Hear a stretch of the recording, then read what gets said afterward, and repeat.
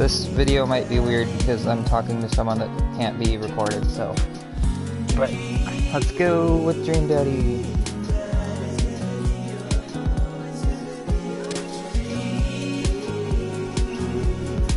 I just sent my sister the stream link. So this is gonna be interesting. I like this intro. It has a bunch of dad tips. Dad tip number 90. Always try to make others around you happy. I'm gonna read these dad tips for a minute while I get started. If you're parking uphill, be sure to turn your tires toward the street. They're actually pretty useful tips. Peter Weller actually has a PhD in history. It's gonna drink a full glass of water in the morning to help wake up. What? Water helps? Holy crap, that guy I'm hosting is on a 10-hour stream right now. Dad tip number 82. Eat a balanced... Oh, I didn't read this one. Come on, I want to read these dad tips. That quirky lab assistant from NCIS just reminds me of you. What? Try to get exercise regularly. It should be. Do you see me live right now?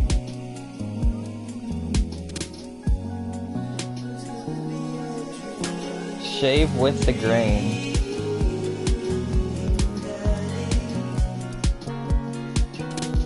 It's never too early to invest in a personal IRA. Okay, I should be... Don't trust gas station egg sandwiches. Just, like, hold the thing out. Always carry a pocket knife.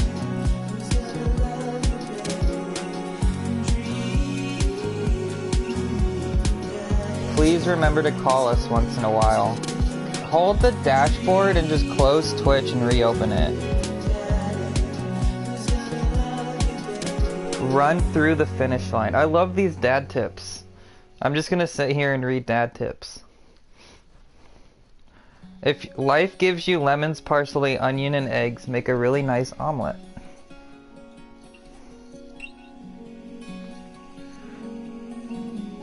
Trust no one.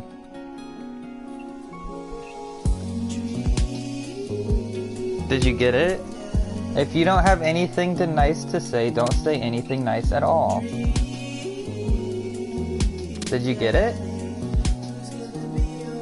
Managing debt is just part of being an adult.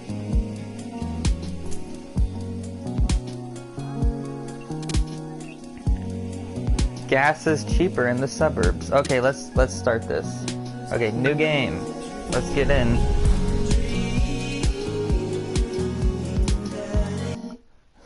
Go ask your mother. What is that tip about? Here we go. Dialogue. Dad? Dad, wake up. Should I wake up, pretend to be dead, or 5 more minutes? Pretend to be dead. I let my tongue roll out of my mouth and stop breathing. Amanda shakes me. Come on, Dad. This hasn't worked on me since I was 6. I'm sorry, Amanda. This is the end for me. Dad, I swear to God. Amanda, I bequeath to you all my earthly possessions. Spread my ashes over my recliner. Okay, well, your corpse better get into the moving van because it's leaving soon. I finally open my eyes and sit up. I'm lying in the middle of the living room, spooning a moving box. I yawn and stretch. Morning, Amanda Panda. Yikes, dad breath. Go brush your teeth. Dad tip 62. Whistle while you work. Build that dad. Oh, here we go. Dad build. The dad building.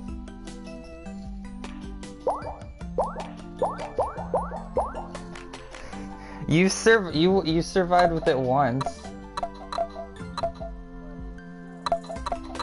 I don't think there's... I even put it on latency mode to make it go faster or whatever, but... Okay, so what bod should I make? Should I do the athletic tank, thick tank, slim binder, thick binder, or athletic binder? I feel like I should make like a medium-sized dad.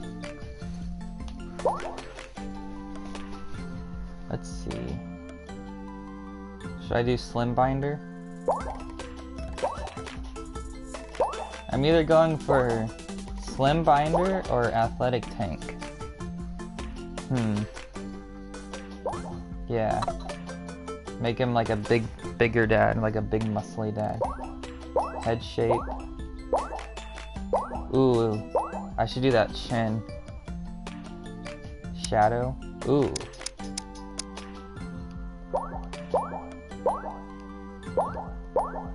The longest one.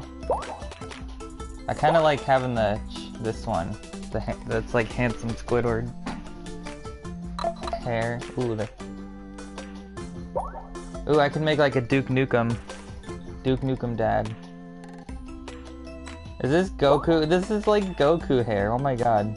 Super Saiyan dad.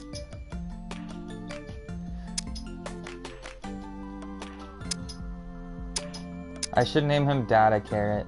Like Kaka Carrot, but Dada Carrot. Is the delay just like...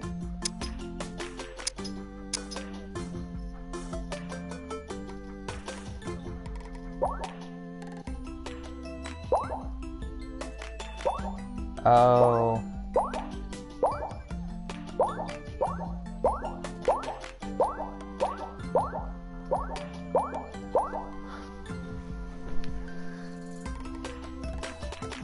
Which head should I go with? Like, should I just...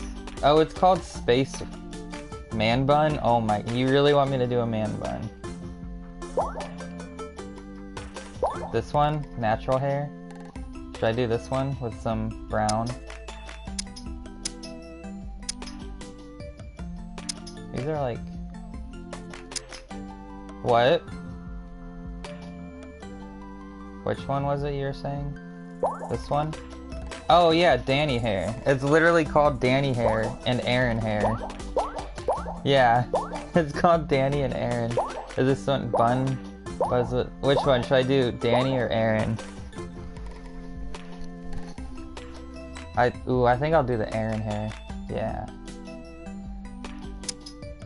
What? Danny voices a character. Yeah. So, which hair? I kind of like the red. The red looks kind of nice.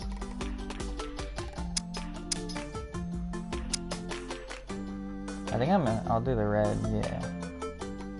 Red. So let's go for eyes now. This is like my most popular stream in a while. I mean, of course it's gonna be popular because it's fucking Dream Daddy. Where were those? Big Shujo eyes? Oh my god. Oh my god, the snake eyes, those are creepy. The monolith eyes. What color for the anime eyes?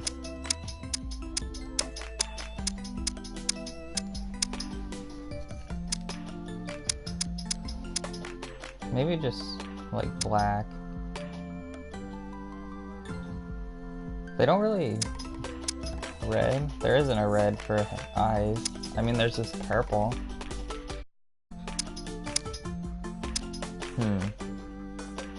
That one? I'm at the nose. It's red. What nose? The nose bounds.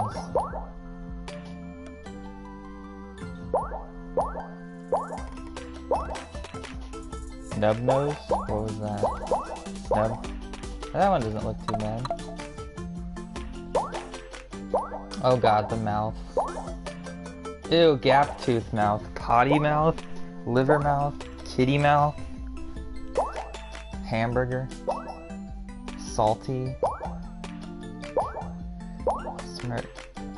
Ew, the tongue out mouth? I'll do that one. That looks hilarious. Oh my god. It doesn't change colors with this mouth, though.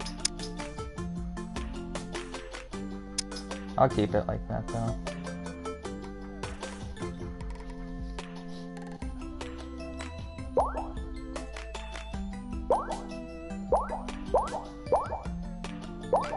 Full mouth?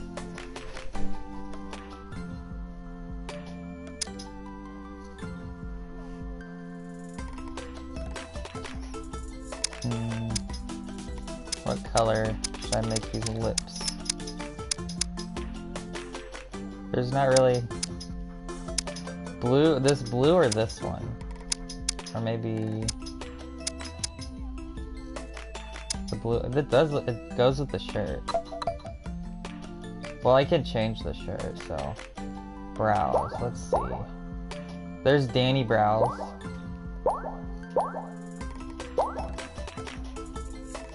Aaron, have part of... I don't like the little slash on the eyebrows, though.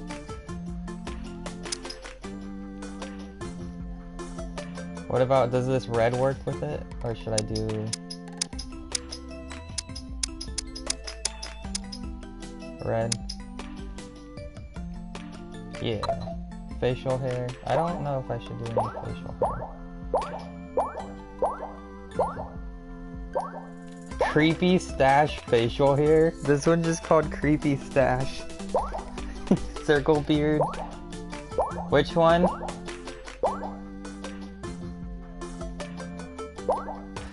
That's like what I have. The little fucking gross ass. I kinda like... this one, or was it this one? And this hair. I kinda like one of these. I like the full beard or the French fork. Oh yeah. What about the walrus facial hair? Or the handle, ooh, the handlebar one. Yeah, let's go with the handlebar one. Fuck it. Oh man, give him some pink visor glasses. No, I don't like that. Should I give him some glasses or nah?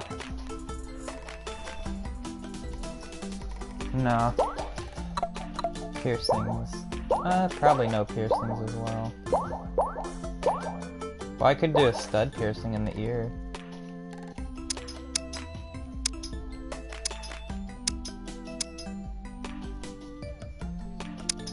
What color? White, black, yellow, or gray? Oh, these clothes. Oh my god, it's Bergie! Bergie! Oh, and the cat jacket. I kinda wanna give him the Bergie shirt. Sagan is #1 shirt, plain suit, kitten. Oh, Danny clothes, look! I wanna give him the Danny clothes. Load, yeah. Should I do that? I feel like I should do that one. Oh, it's either Danny clothes. What? Yeah, I'm gonna do the Danny clothes. Can I make him... What should I name him? Danny Aaron. Just kidding.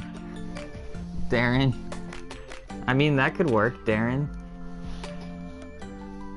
Darren Sexbang.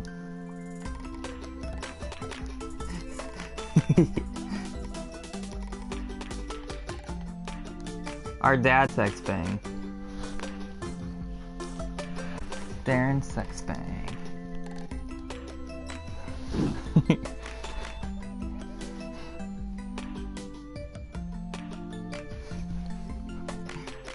Be that dad. Be that dad. Where's the transgender option? I wanted to be a trans dad too. I guess, I don't know. Okay, did you fall asleep packing? I got most of it done, I think. Searching around the room, it looks like I did a pretty good job. Every box is sealed except for one. Should I give every character a different voice? If I can even do that. It's a lot easier if you're like the Game Grumps and you have 2 people to give voices. Wait, straggler, what's in it? Looking into the box, I see a bunch of old photos and little albums. Whoa, I haven't seen these in years. I pull out one of the dusty albums from top of the pile and we begin looking through it. That's the coolest baby I've ever seen. Oh, I didn't change the voice. The only way your father and I could get you to stop crying was to put the sunglasses on you. But whenever we tried to take them off, you'd start crying again. You spent the first 2 years of your life with the sunglasses on. Nice. Halloween when you were maybe 4? Oh my god, the dragon costume. You couldn't decide between being a princess or a dragon, so you went with both. Princess Dragon. Why do I remember crying in that dragon costume? You saw yourself in the mirror and realized you were afraid of dragons. Seeing yourself inside the dragon's mouth was a realization of your grade, I think? Right. Yep, definitely repressed that memory. And this was you in your horse phase. Oh. Dad, I believe you named that plush horse Sir Horsington the Brave? I don't think that was his. Amanda lunges for the photo, but I quickly snatch it away and hold it above her head with my superior dad arms. Nice try, but this is important blackmail for later down the road. Go ahead and try me. I've seen pictures of you and your ska band. Ouch, kid. The Skamoomist Manifesto had a chance back in the day. I took off into the distance and reminisced about that rad horn section. Hey, it's Emma P. No, Dad, that's Emma R. I didn't meet Emma P until high school. Honey, I promise you wholeheartedly that I will never stop mixing those two up. Dad, Emma R's been my best friend since I was 7. Give it a little bit of the effort. Oh, right, Emma P was the one who... God damn it, I'm messing up on the choices, because I keep hitting X instinctively, and I keep hitting the choice on accident. She moved to Kentucky 3 years ago. I miss her. I also miss my hamster, Sir Hamilton the Brave. Anyway, I gotta show this to Emma R later. She'll get a kick out of it. The first photography award you ever won. Yeah, and it got us a $20 gift card to McFriday's. And then you got food poisoning from the cheesy tostada blasts. I think you mean food poisoning, you know, with a Z. Dad! So can't drive past McFriday's without gagging. Still proud of you, though. Amanda reaches deep down in the box and pulls out one last photo. Neither of us say a word. We stare at the photo for a long moment. I finally decide to break the silence. Oh my god. That is awful. You can say this was the day we adopted you. I am not doing that. That is mean. That is very mean. This was the day you were born. It's... Oh, that's very true. They did a really good design on the daughter. Even though it's... Oh. Who just messaged me? Shit. Oh, Reddit. Why did... Okay. Oh, Reddit's asking me to reset my password. Okay, I don't care. Someone can steal my Reddit account. I only have 4,000 karma. Lay down. Abby, lay down. It's kind of a funny story. We got into a car accident right there in the hospital parking lot. It wasn't anything big, just a fender bender. But of course I was freaking out and the little old lady who crashed into us was freaking out. And I didn't know what to do. But your father, oh man. He holds my hand and looks me directly in the eyes, the calmest I've ever seen him. He says, "It's okay. It's all gonna be okay." He was right, you know. I stare at the picture for longer, maybe too long. I miss him. I can't even imagine what it must be like for Amanda. Come on, Pops, we gotta finish packing. The moving van won't wait forever. You're right. When do I meet my first dad? Okay, what am I... Oh, making sure everything's good on this. Okay, yeah, let's see. Okay, Amanda and I pile into the car and take one last look at the old house. So many memories, hard to believe your father and I bought this place almost 20 years ago. Hey, remember when I shattered the front window playing catch? You always had very strong arms. Hey, remember when I shattered the other front window pretending to be a robot who breaks windows? You're a very imaginative child. Hey, remember when I broke the back window? We get it, Amanda. You break stuff. And there'll be plenty more stuff for me to break in the new place. Memories to make and stuff to break. You ready? We sit in silence for a moment. I watch my daughter grow up in this house. It will forever hold a place in my heart. But it stings a little bit to leave it behind. I'm ready. The moving van begins to pull away and I get into the Positioned to follow it, I watch our old house, disappear in the rearview mirror. So what? So sell me on our cool new pad. I clear my throat and do my best cheesy announcer voice. Nestled in beautiful, scenic downtown Maple Bay, our new house features washer and dryer hookups, 2-car garage, or multiple places to sleep. Let's go with multiple places to sleep. Not only are there bedrooms for your sleeping pleasure, but couches and floor space where you can, yes, catch a wink. What a deal. I mean, if sleep weren't for the weak. You sleep more than anyone I know. I admit my faults, Pops. I keep it real. Anyway, it's... God damn it, I missed that. Is there a backlog on this? Oh well. Cozier, one might argue. Good spin. I think it's great. Won't we be closer to a lot of cool stuff that we can walk to so I don't have to waste gas? And I mean, trying to park downtown is, you know... Amanda, you know you're gonna have to learn how to parallel park at some point, right? Not gonna happen, Pops. I think someone needs to do a 3-point turn on their attitude. I don't know how to do that either. Have you met the neighbors yet? Not yet, but the neighborhood seems pretty quiet. So you won't have to chase any rowdy teens off your lawn? You're the very teen you mock when you say that, honey. I'm in my last years of high school. I'm practically dust. Yeah, you're a real... Don't you dare. Senior. Dad, I know where this is going. Citizen. I'm just gonna ignore that. But I won't forget it. So what's item number 1 on the new house agenda? Well, first we'll need to forge a path through the solid wall of boxes that's blocking the living room. I still have to install the washer and dryer. We need to go grocery shopping. Pops, cool your jets. You have to promise me that we're gonna take a break and explore the neighborhood. Okay, you're right. We'll get some work done and then check the area out. Okay. This is seriously like my biggest dream I've had in a while. Well, it is Dream Daddy, so... How's the, is me reading the dialogue fine like that?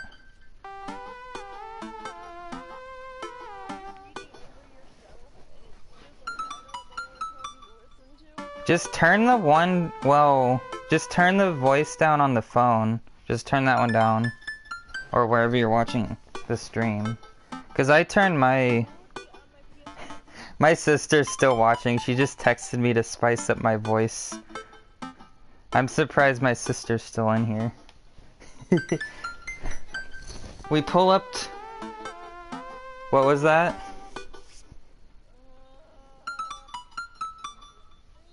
Oh. Wait, what? What did you say? Oh, you went into the... Okay. We pull up the new house and step outside. The lawn is freshly mown and the for sale sign is still in the yard. Hi-ya! And with that swift kick from Amanda, the for sale sign is no more.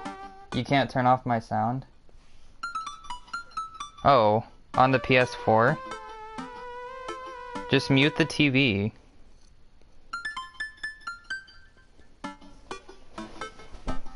No, because you're using the mic, aren't you?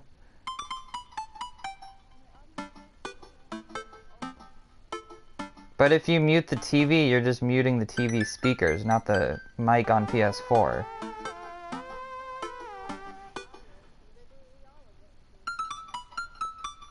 Oh! Oh, I see. Oh, I see what you're saying. Okay, I see.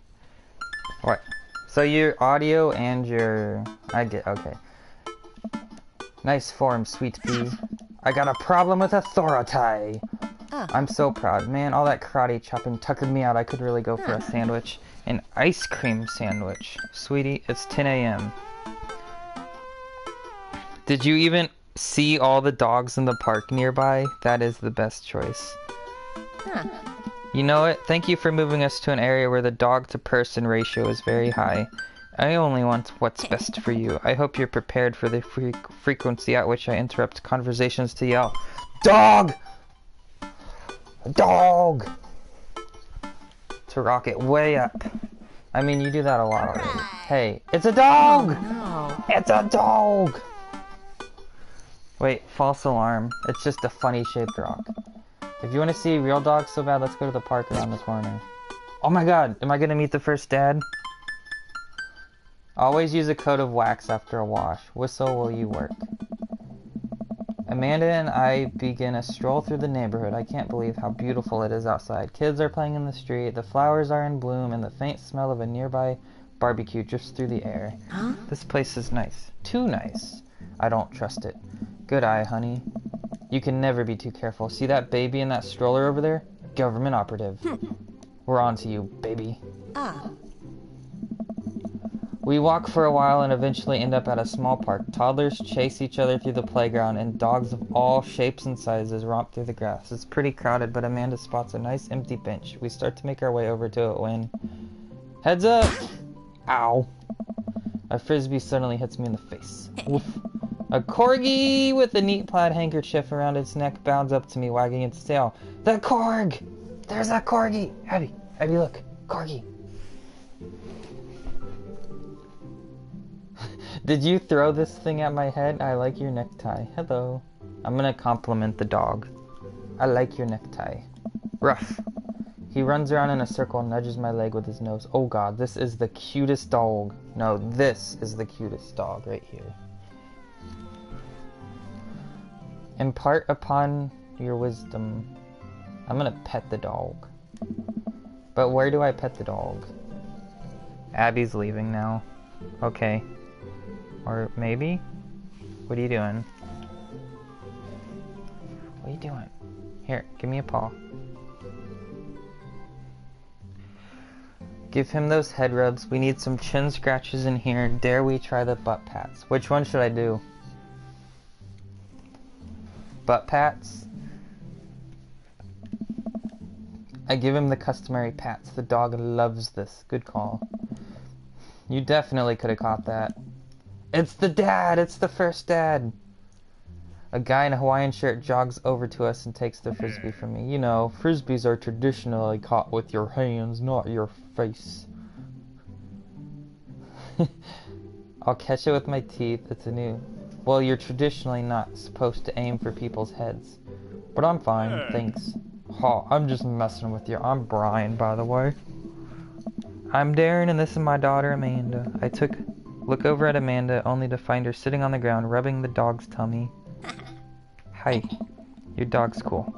Old Maxwell sure loves the attention. It's great to see another father and daughter out here on such a sunny day.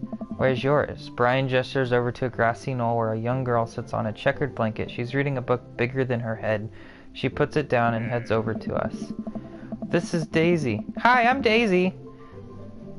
She's reading the Brothers Karamazov. Her teacher tells me that she has the reading comprehension skills of a high schooler. How old is she? 10. She's a precocious little youngster. Hey. Whoa, my natural dad instinct kicks in. Oh my god. Listen to the music. I must brag about my child's accomplishments. Oh no, it's happening. Uh-oh. Brian, go on, Daisy. Tell him about yourself. Daisy, that's my girl. Amanda, get in there. Okay. We're having a Pokemon battle with our daughters. Darren's HP 80, Brian's HP 80. Oh, is this really happening? Okay. What is DHTR? What does that mean? Huh. What should I do? Brag or this DHTR option? I'll start with a brag. Amanda here just recently won a local photography award. Wow, congratulations. Brian loses 10 HP. Daisy actually just won a statewide poetry contest. You lose 15 HP. Oh no. Are you still there? Yo. My party partner disappeared. Oh no. Let's see. What is this? Oh! Can't switch daughters. Amanda is your only daughter.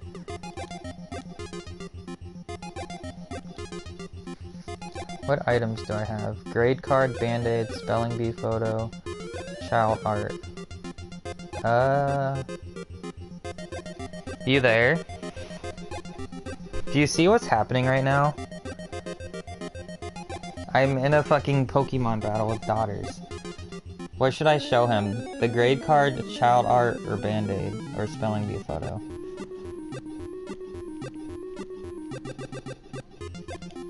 They're gonna have a better grade card, just watch. You pull out a wrinkled copy of Amanda's last grade card out of your back pocket. Dad? Awesome grades! Brian loses 25 HP. You really carry that around everywhere? Ouch, maybe it is kinda weird. You lose 5 HP. Daisy just started a weekly chess club at her elementary school computer lab. She's the president too, of course. Dang, my high school doesn't have a chess club or a computer lab. You lose 10. So, I'm ahead of the game right now. Let's see. Should I just keep showing items? Let's show the child art. You unfurl your wallet to reveal a tiny copy of a drawing of a cornucopia Amanda did in the 1st grade. Cute! It isn't very impressive, but Amanda genuinely appreciates you holding on to it. Brian loses 10 HP, you regain some. Daisy sold enough candy bars this year to get the top prize, a canoe! We're taking it out next weekend. How is that even possible? Amanda could barely get one of those sticky hand things. It's extra powerful, you lose 20. Oh no. Oh, Brian's only got 35 left. Okay. Let's do the Band-Aid, whatever that does. For the flourish from you, produce a Band-Aid from your pocket. Take a knee and start to apply it to Amanda's arms. Amanda, what are you doing, Dad? Being a protective parent. Anyone would agree it is an unusual gesture. What? Oh, that just made me lose 20 HP. Now he's winning. The Band-Aid was a bad choice. Fumbling through your phone's browser, you managed to pull up a photo of Amanda winning her 10th grade spelling bee. Wow, congratulations, Amanda. Daisy is getting prepped for her annual spelling bee right now. Hopefully, this will be her 3rd win in a row. You lose 5 HP. Daisy here has had all of her adult teeth, never had a cavity either.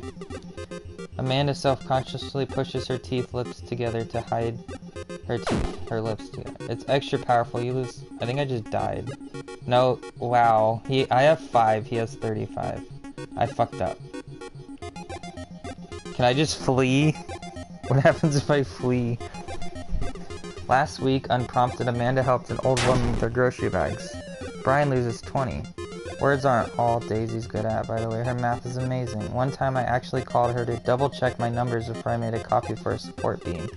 You did that more than once, Dad. Doesn't that say more about him than it does about Daisy still? I just lost. No! Did he have to add insult to injury by being such a gracious winner? I lost the dad Pokemon battle. The art in this game is like absolutely beautiful though. So polished looking.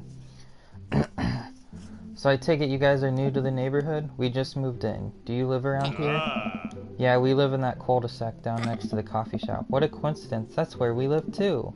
Small world, yeah, Daisy and I are in that little ranch-style house on the corner. I know that house is just like ours, but slightly bigger and better landscape. Does this guy have to outdo me at everything? What a lovely place. Well, I don't want to take up any more of your time. Really nice meeting you guys. You'll have to stop by at some point. Yeah, definitely. Bye. Oh, wait, one sec.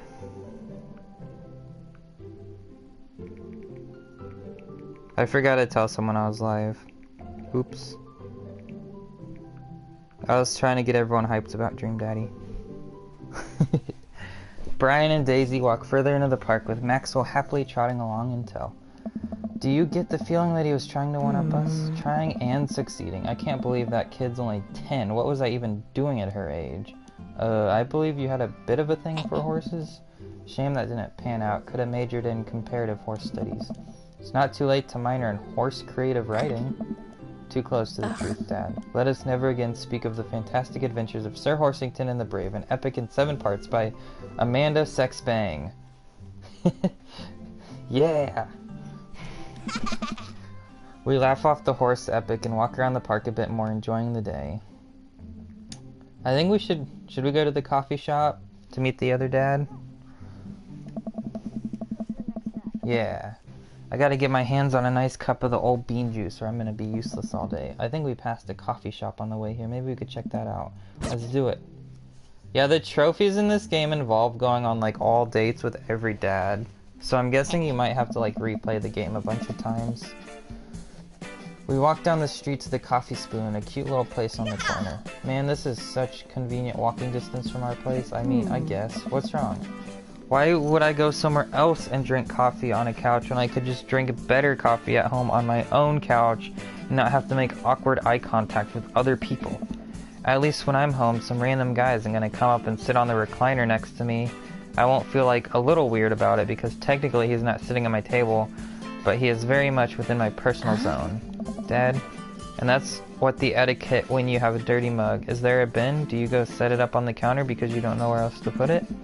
Or do you leave it there and fill your face flush with hot with shame as you consider the possibility that there is, in fact, a bin somewhere just out of sight? Now you're that jerk who left their mug. Ugh. Dad, are you afraid to meet new people? Yes, Amanda!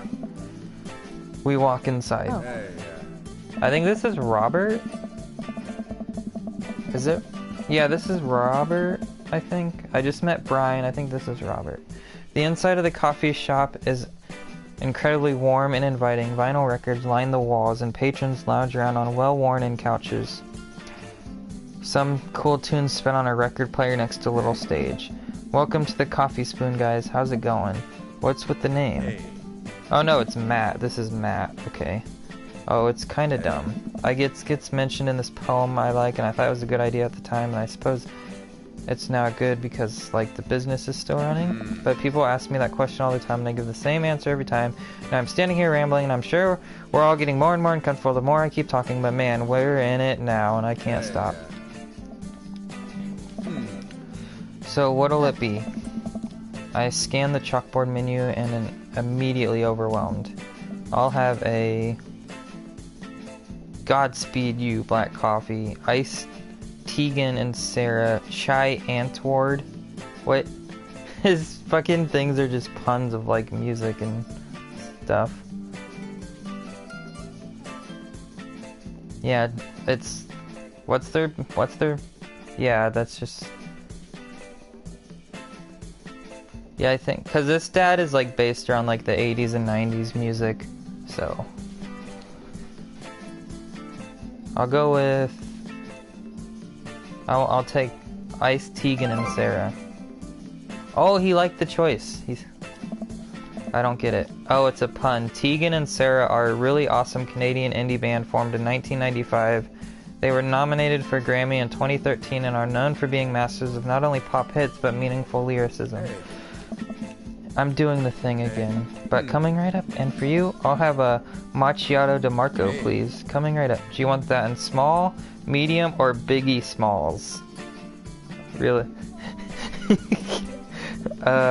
Medium. Wait, is Biggie Smalls big or small? I should change that, shouldn't I? Matt sets out to making drinks, and Amanda and I take a seat on one of the couches. What's his deal? Let the man make his puns. They're cooler bands than you listen to anyway. Hey! Ska was cool once. This couch is actually pretty comfy. Maybe not comfier than our couch, but it's alright. Good lumbar support, you sink right into it. Okay, it's comfier than our couch. Amanda nudges me. This place is right to our next to our house, and that guy seems not only cool, but also just as uncomfortable with talking to other people as you are. You should totally become friends with him. I don't know. Come on, what do we say about meeting new people? I can't meet new people if I always stay inside, and also don't go outside, and also don't talk to new people. See, we're making progress. Matt sets our drinks down at the table, and I have a sip. The iced Teagle and Vera is delicious. Hi, we're new in the neighborhood. I'm Amanda, and this is my dad, Darren. Oh, right on. Pleased to meet you both. You ought to come by when my daughter's hanging around the shop. You two might get along. Yeah, I'm sure. Maybe come in from time to time. Amanda kicks my leg from under the table. I'm sure we'll be in here a lot. You know what? Let me get your guys' opinion on something. Matt goes into the back and comes out with a fresh plate of something that smells amazing. Hey. I'm working on a new banana bread recipe and I need help coming up with a name for it. Well, I think we're gonna have to taste test it first so we can get the full flavor profile of, and really appreciate the flavor sensations of Amanda nods vigorously. She knows this game. Yeah, we need to give that Nana bread a taste. If you want us doing free creative labor, I think that would be commensurate with I've taught her well. We have trained for this day. I was just gonna give you guys free banana bread anyway. Right, yes, that. Matt serves us each a place. Amanda and I happily chow down. This is amazing, thanks. The secret ingredient is bananas.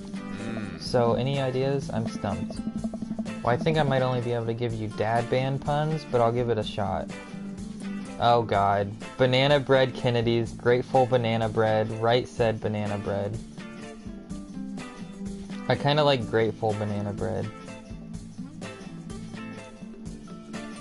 Which one do you like?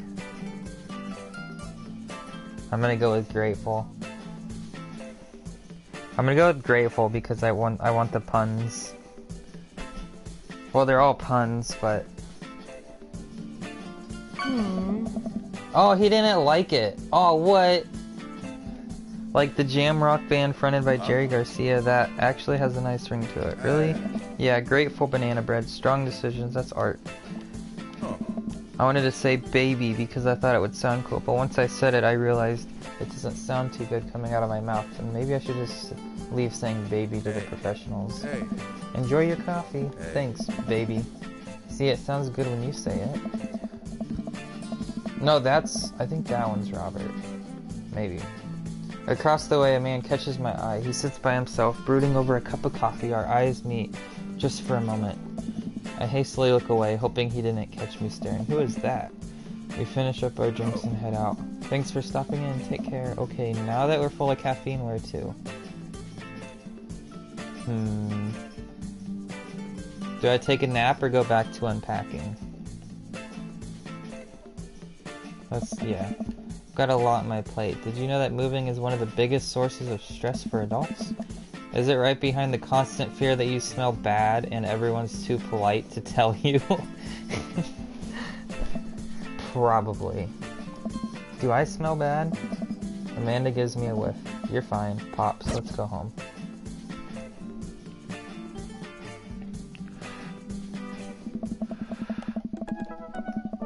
I get to work unpacking the various boxes around the living room. A couple hours pass and I get some good work done. The washer-dry unit is both washing and drying, and we can actually walk through the living room without tripping over boxes.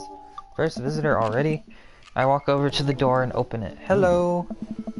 A handsome, clean-cut man stands at my door, brandishing a plate of cookies.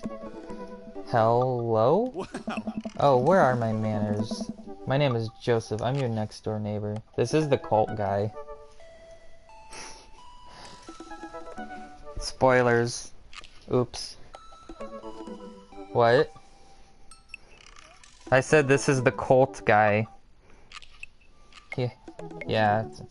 From the super secret cult ending that people data mined last year that wasn't actually in the game, but people think have been added into this release. Oh, where are my manners? My name is Joseph. I'm your next door neighbor. Oh yes, hi, I'm Darren. That's what my name is. I saw the moving van. Yeah. I saw the moving van and thought I'd bring over some cookies, and my daughter, Christy, wanted me to let you know she baked them herself. But between you and me, she just sprinkled the chocolate chips. We both share a laugh. Kids, right? Wow, cookies, huh? So nice to meet you. Joseph hands her the plate of cookies with a smile. Well, thanks for the cookies. Amanda disappears with the cookies. Amanda, come back, and she's gone. That's my daughter. Her name is Amanda. She's a charmer. Daughters are tough. Sons are also tough. Children in general are just tough. I hear that. I mean, there'd have to be something wrong with you to try to raise more than 2. I have 4 kids. What have you done? Oh, I meant... Don't worry, you didn't mean to be rude. Oh no, this is the first neighbor I've met. My social life is already in a tailspin. I wonder if it's too late to move again. Yeah, okay. Hey. Is the Mrs. around?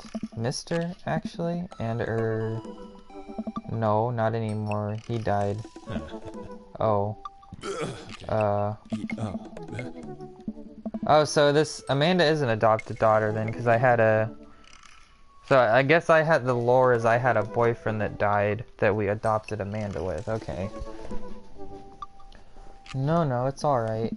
Wow, this is uncomfortable. We stand there quietly for a moment, acutely aware of how awkward we both made things. Abby, you're making this awkward too. Look at how she's just like... I'm sorry, can you close the door real quick? I look at Joseph quizzically but comply. After a second, I heard a knock on the door. Opening it, I see Joseph standing there with a huge smile. Hey, I'm your new neighbor, Joseph. I promise to not talk about your dead spouse this time. I'm throwing a barbecue for the cul-de-sac, and I'd love for you to come by and meet the rest of the neighbors in our community. What do you say, pal? That sounds great. My daughter and Amanda would love to stop by. Also, 4 kids is a perfectly normal amount of children to have. We shake hands to seal the deal. Well, neighbor, I'll see you at 3 p.m. sharp on Saturday. Sure thing, neighbor. Joseph starts walking away, but stops to think for a second and turns around.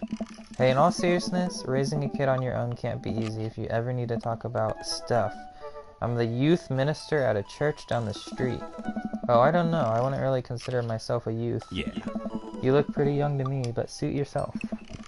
And with that, Joseph's gone. He seemed nice. Amanda walks back into the living room, crumbs on her face and cookie in hand. That was the smoothest recovery I've ever seen. I should be taking notes. See, you're already fitting in great. Where'd these cookies go? They're gone. I'm sorry. If it makes you feel any better, they weren't very good. So you ate all of them anyway? I guess that makes it break time. Any ideas? Joseph wants his plate back. I think we got a ton of good neighbor points if we bring this back. We're gonna be the best neighbors in the whole cul-de-sac. We're gonna kick all the other neighbors' butts with kindness. Oh no. The plate cult. He worships plates. Just kidding. Amanda and I step outside. This dog keeps yawning. Did the dog yawning make you yawn? What?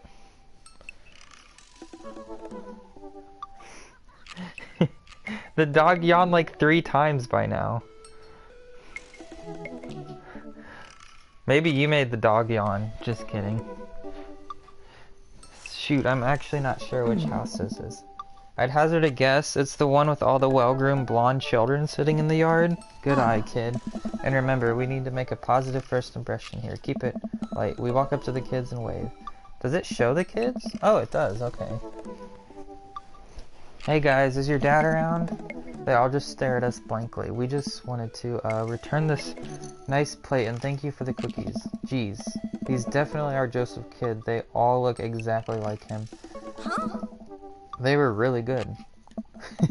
I mean, I heard they were good. I didn't get to eat any.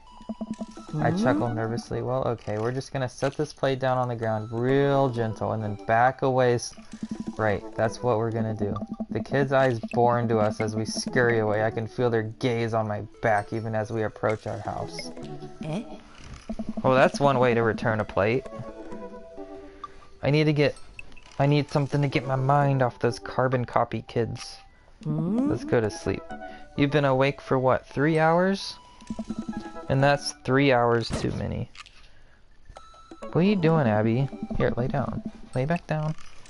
I think this is the longest the dog has been on my bed. As we're walking home, I hear heavy footsteps come up behind us. Hey. Darren, bro! Oh my god! I turn around and am greeted by a familiar face jogging up to us. Craig? Oh. Bro. Holy wow, I haven't seen Craig in forever. I love how he carries the baby. It's hilarious. Craig, should I go for Craig? I wonder, like, I haven't really seen how this game progresses later on, like how the dates and everything work, so... It's been too long, dude. Yeah, wow, you look great. Haha, yeah, I cleaned up my act. Yeah. For first playthrough, at least.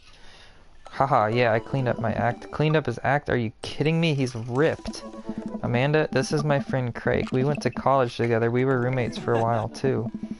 Amanda, dude, you probably don't remember me, but you're so big now. Hello, and hello, cute baby. Oh. Aw, thank you. The last time I saw, I think you're about her size. This is River. Say hi, River. What kind of a name is that for a kid?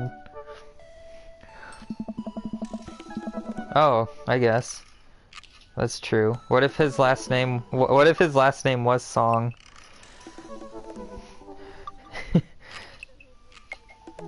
He picks up her tiny wrist and waves it around. River gurgles happily. Are you babysitting? Nah, dude, River's my kid. Man, it has been a long time. Feels like one minute we're rolling up with exams with bad hangovers, and the next we're both fathers. Where you been, man? I was working out in California and just relocated the business back to Maple Bay. No kidding, Amanda and I just moved to this side of town. How's Smashley doing? I mean, Ashley. Ashley is her name. She actually still goes by Smashley, and we got divorced last year. Oh, dude, I'm sorry. Nice. It's old news. We take turns taking care of River and the twins. It's all copacetic. Twins? You have 3 kids? Maybe he broke up because he found out he was actually gay. I mean, I know someone that happened to, where they had a divorce because the husband turned out gay. Okay. Yeah. I mean, it happens more than you think. Okay. Ain't life something, bro, right? Kegstan Craig is a father of 3. Kegstan Craig? Oh, haha, yeah, it was my old college nickname. He got it because he did a lot of keg stands. It's that thing where you do a handstand on a keg and then drink from the keg? Right. He was very good at it. Ah, bro, I hate to be that guy in the middle of my daily jog, and I really gotta keep up my heart rate. Brought River along for, resistance training. Your jog daily? I jog yearly. On January 1st, when I promised myself that I'm gonna jog daily for the rest of the year, but I give up 30 minutes and walk home. Well, it's never too late to get back into it, dude. You should join me sometime. Haha, I don't know. Hey. Come on, it'd be fun. We could grab breakfast afterwards, catch up. We could do a bro brunch like the good old days. Alright, sure. Sounds great. Great, let's get that going soon. I better get moving. Good to see you guys. Craig gives a little wave, puts his earbuds back in, and jogs off. I can't believe Craig is ripped and has kids. I'm reeling. Why is that? The Craig I knew is not fit to be responsible for any living thing, including and especially himself. One time, I watched him drink an entire jar of marinara sauce for dinner. That just... ew. Amanda, he opened up a new jar of marinara sauce and then he drank it like it was a thing that normal people do. It was unholy. And then I asked him what the hell he was doing. And he said, and I quote, "It's basically a smoothie, bro." I mean, technically he's not wrong.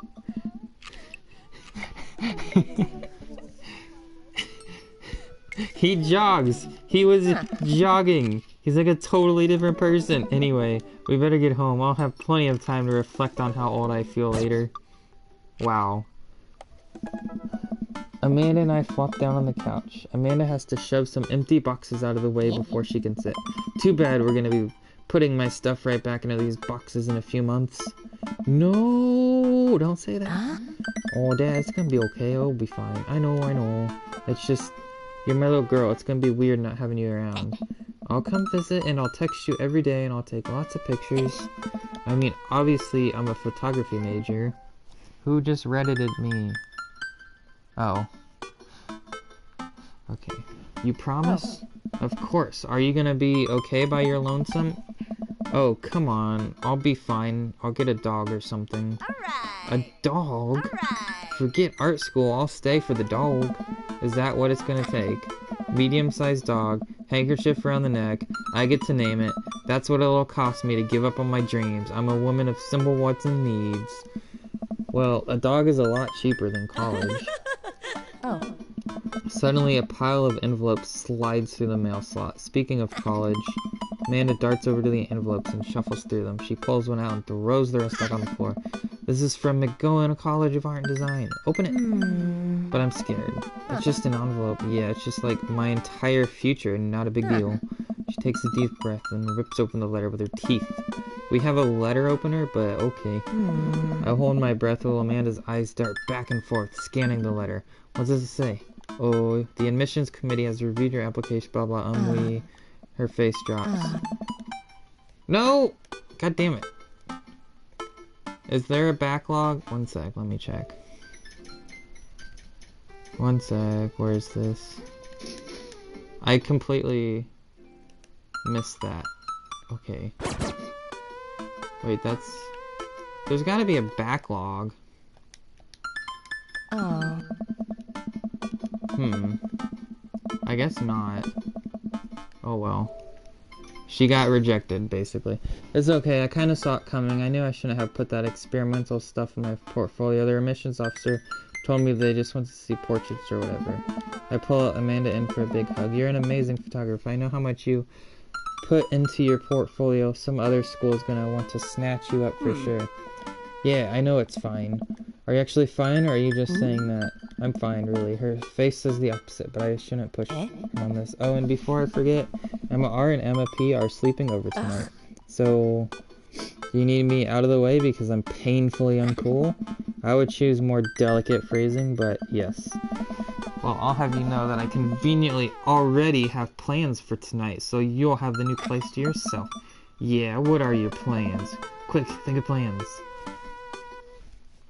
I am secretly the mayor of this town. Gotta attend the union meeting or I'm going clubbing. I feel like the clubbing option.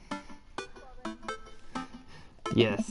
I'm gonna put on a nice outfit and go tear it up on the dance floor. All the hottest dance moves. The lawnmower, the sprinkler, the running man. You know, the ones all these kids these days are doing. Alright. But I'm not gonna come pick you up if you pull anything this time. Not again. I'm just kidding. I'm actually going to... Oh, go to bed or go out and watch the game? Nice. Which game? You know, the game, the one that's on tonight?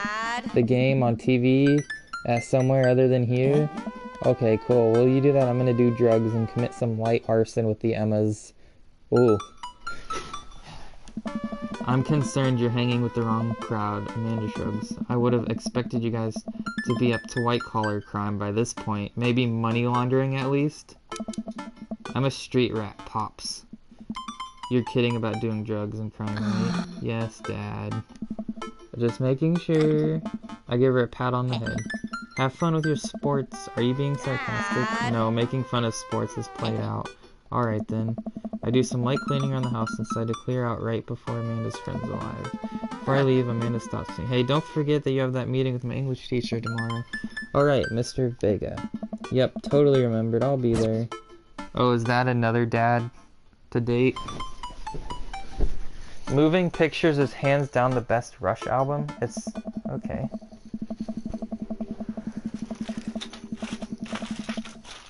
Wow, I guess I really didn't think this plan through. I'm not entirely sure where the closest bar is, and Amanda still hasn't shown me how to use the GPS on my phone. So I'm just gonna pick a direction and walk. Let's go this way. Cool. Okay, we're marching in the direction of the game. Any game, really. In the distance. Could it be? A big burned out neon sign hangs above the tiny dive bar. Jim and Kim's, huh? Alright, it'll do.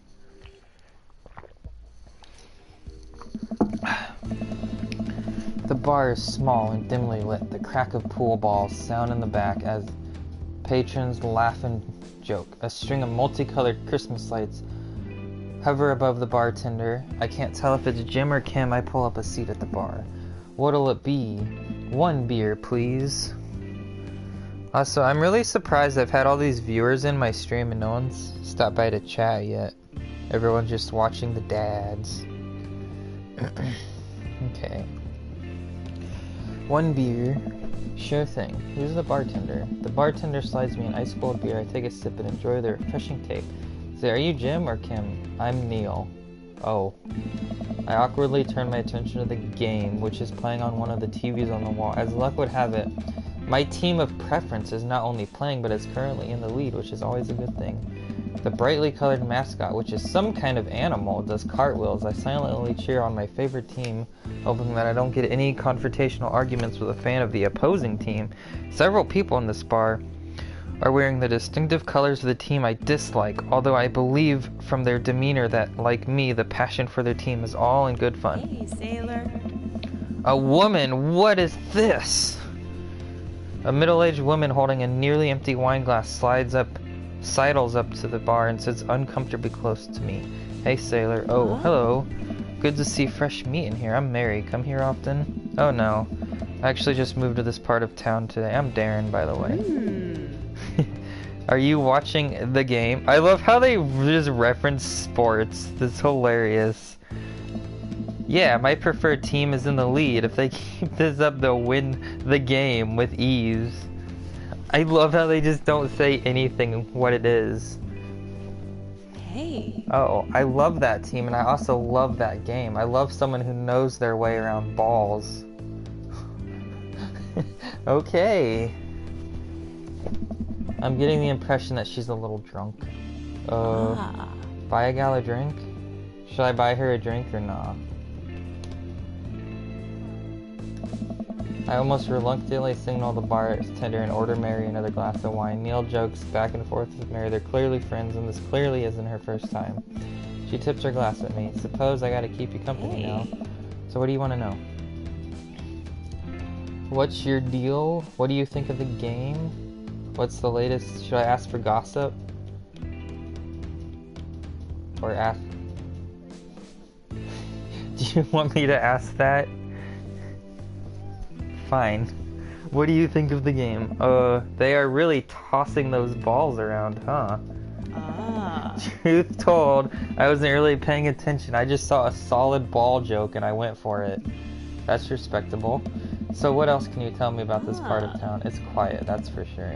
If you want an idyllic little life with white picket fences, this is the place to do it, but every town has its secrets, you know. She takes a sip of her drink. That was a little too ominous for my taste. She leans closer. Would you like to learn some of my secrets? Oh boy. Maybe some other time? What are you doing? What are you sounding out? Did you look at the tags I put on my stream? I put family friendly and pacifist run and LGBTQIA+, whatever that. I don't get the plus at the end.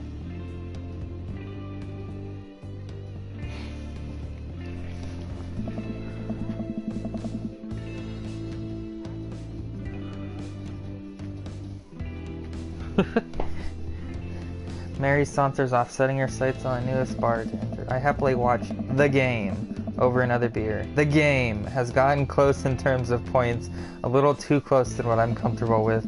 After a particularly skilled player scores a number of points for the other team, putting them in the lead, I hear an affirmative grunt from another man at the bar. Go, team! It's the brooding man from the Coffee Spoon. He sits alone sipping whiskey and watching the game as well. I like how it's capitalized. Did you notice that?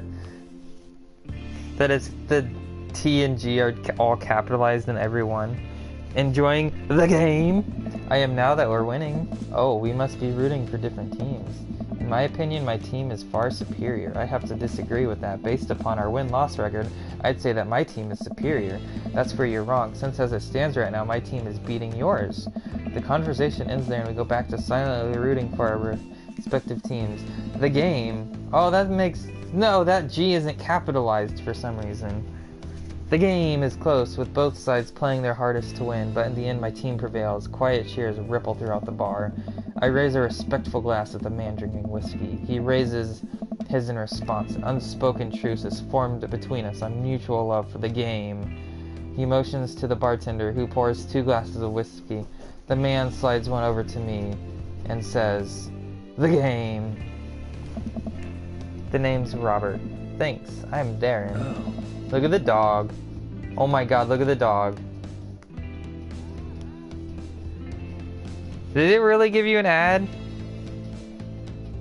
You missed the dog doing a cute thing.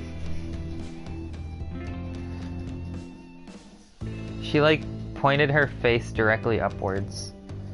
You must be new here. Mary already hit on you? Yeah, Robert chuckles. Here, Abby, do it again.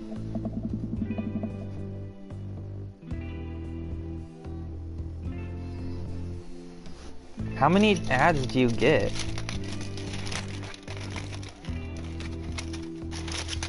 Oh, you went on and off. Okay. You want this? Do you want it? Do you want it? Do you want this? Speak. Speak. Speak. Speak. Okay. Oh, shit. She bounced it off her nose instead of catching it. Hey. Lay down, Abby. Lay down. Can you lay? There you go. She's a peach. Well, you picked the best bar in town. As slimy as it is, you'll never find a better spot than Jim and Kim's. Is there actually a Jim or Kim that runs this place? No, that'd be Neil. Neil waves from across the... She just yawned again. Good guy Neil. Not enough Neils in this world. Oh, okay. You a whiskey fella or a beer fella? Beer, but I'll drink most things. You like shots? Ooh, shots fired. I don't like them. I like shots. I love shots. Or shots fired. I don't like them. Which one?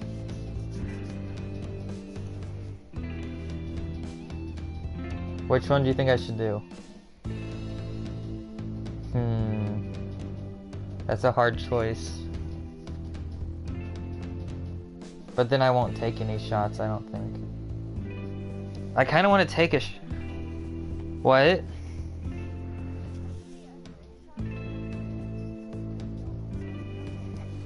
True, I'll do that. Thank you. Robert nods to Neil, who serves up 2 shots of whiskey. He hands one to me. Here's to your health.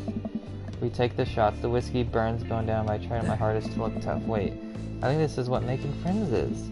Okay, Darren, this guy is out of my friend league, but I think if I play my cards right, we'll be pals in no time, and then we'll be in bed together. Ooh, compliment his cool leather jacket, complimented his rugged good looks, compliment his hand tattoo. I feel like looks. I feel like that might be kind of weird.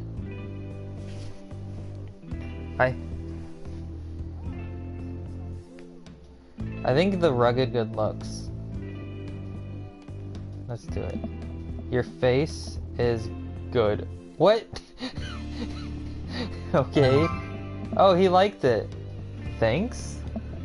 Wait, I think this is what flirting is.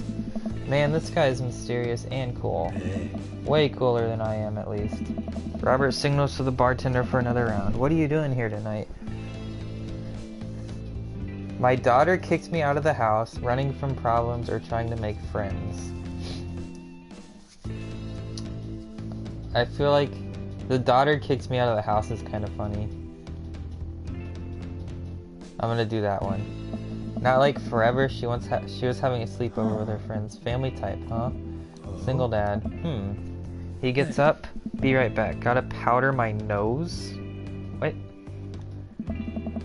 Never seen Robert this talkative. He must like you. Ooh. Ha. I guess so. I admit that Robert has a gruff charm to him. If a guy like that thinks I'm cool, then I really must be. Robert comes back from the bathroom and grabs the leather jacket. You headed my way? Am I gonna walk home? Robert and I leave the bar, finding ourselves walking the same direction. I live in this cul-de-sac down the way. Does everybody live there? Me too. We just finished unpacking today. Great place to be. Good neighbors. Well, some of them. Who's that? We get to Robert's house, which is just a few houses away from mine. We stop and he turns to me. I don't kiss and tell, Darren. So, are we doing this or what? What? You know. Do you want to come inside or not? A wave of realization rushes over me. I blush. Lay it on smooth or smile and nod.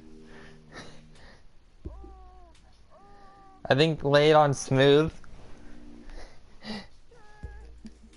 Well, I don't see why not.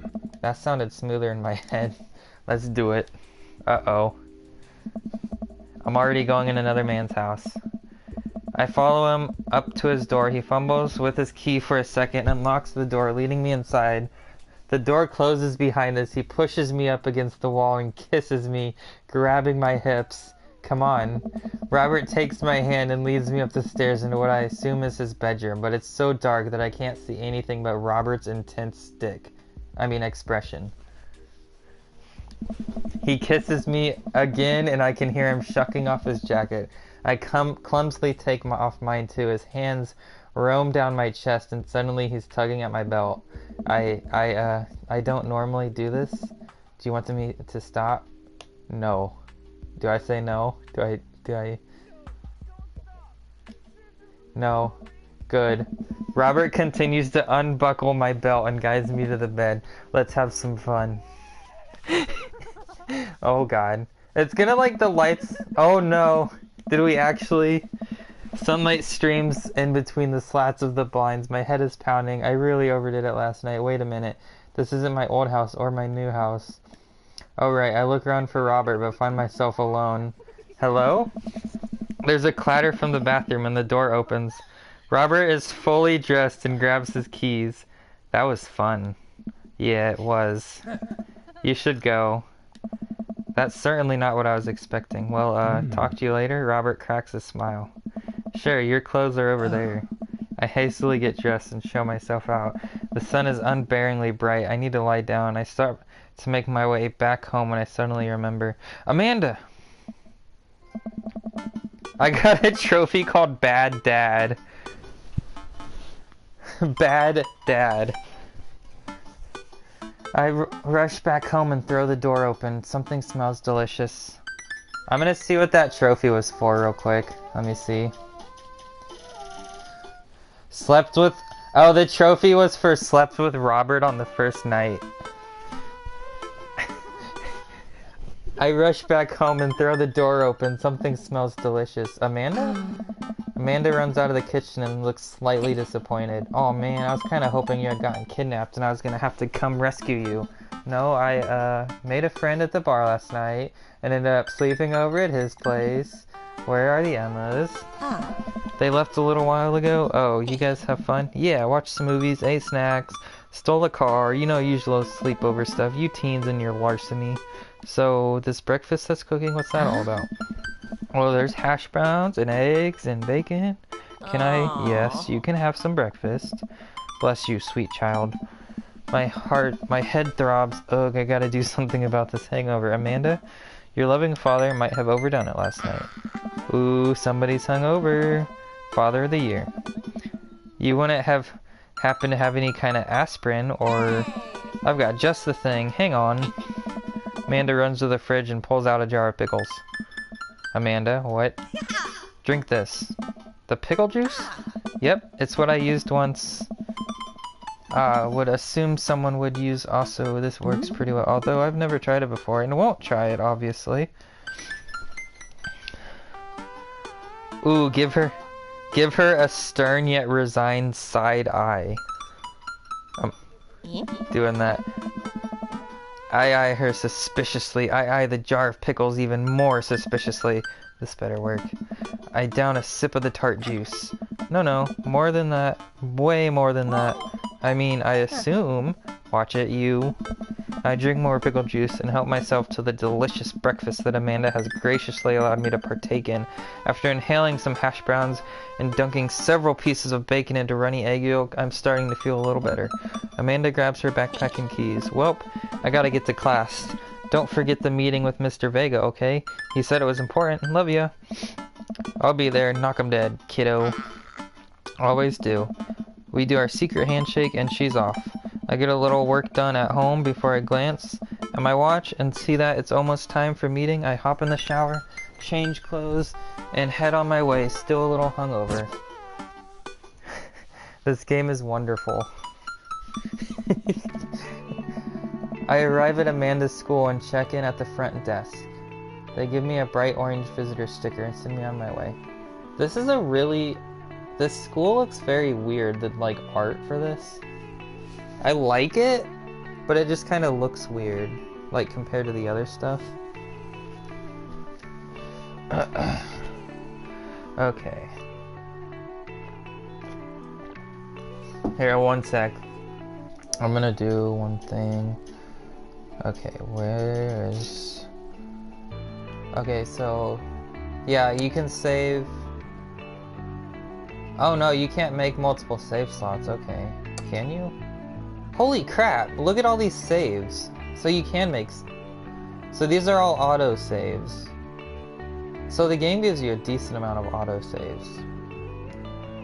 And then you can make...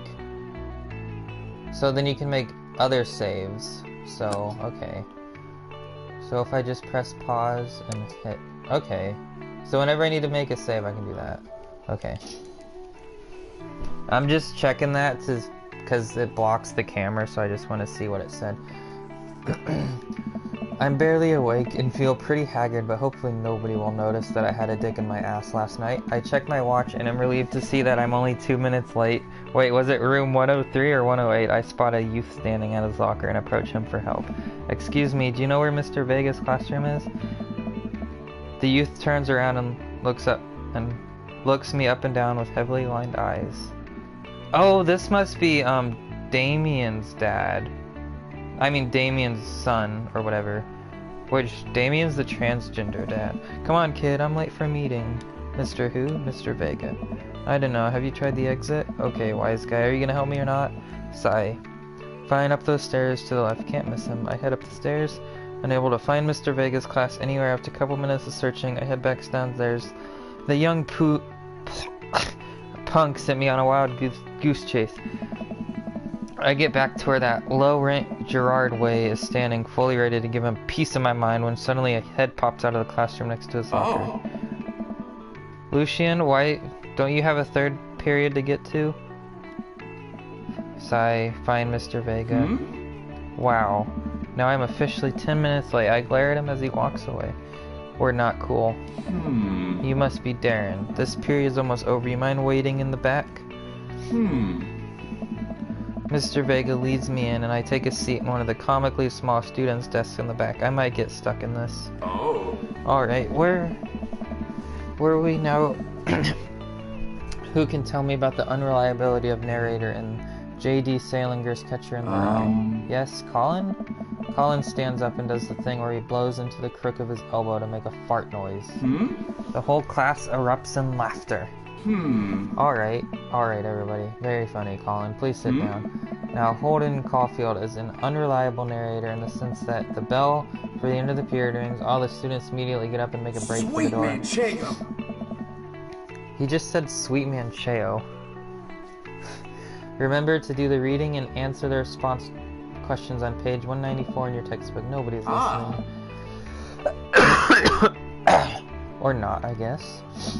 Mr. Vega turns to me and sighs. Middle schoolers, right? Don't you teach high schoolers? Both, you know. Budget cuts. Right. Thanks so much for coming in. No problem. Mr. Vega, please call me Hugo. I don't know. I don't normally do these impromptu parent-teacher meetings, but as you know, Amanda's a very bright student. I'm concerned about her recent behavior. What's going on? Amanda has never been the most engaged student, but I know she cares recently, though. She's been falling behind, she's not completing assignments, and has been doing rather poorly on tests. I normally chalk this up to senioritis, but this is strange. I thought Amanda always shared everything with me. It didn't even cross my mind that something might be wrong. I just wanted to ask, is everything okay at home? Ooh, she has a tendency to bottle things up. She's fine, we just moved. Should I just tell him the truth? Or say... Yeah. Well, we just moved recently, but it was only to the other side of town, and Amanda was more excited about it than I was. See if you can talk to her about it. She knows she values you a great deal and would appreciate your guidance if she keeps heading down this road. I know how important art school is, and I would hate to see her miss out on scholarship money that she clearly deserves. I'll make sure to talk to Amanda. Thanks for letting me know, Hugo. Anytime. On my way out, I stopped thinking for a moment. I turned to Hugo. Hey, Hugo. Want to come to my place and get in bed with me tonight? Oh. Yes? They ever catch that rye?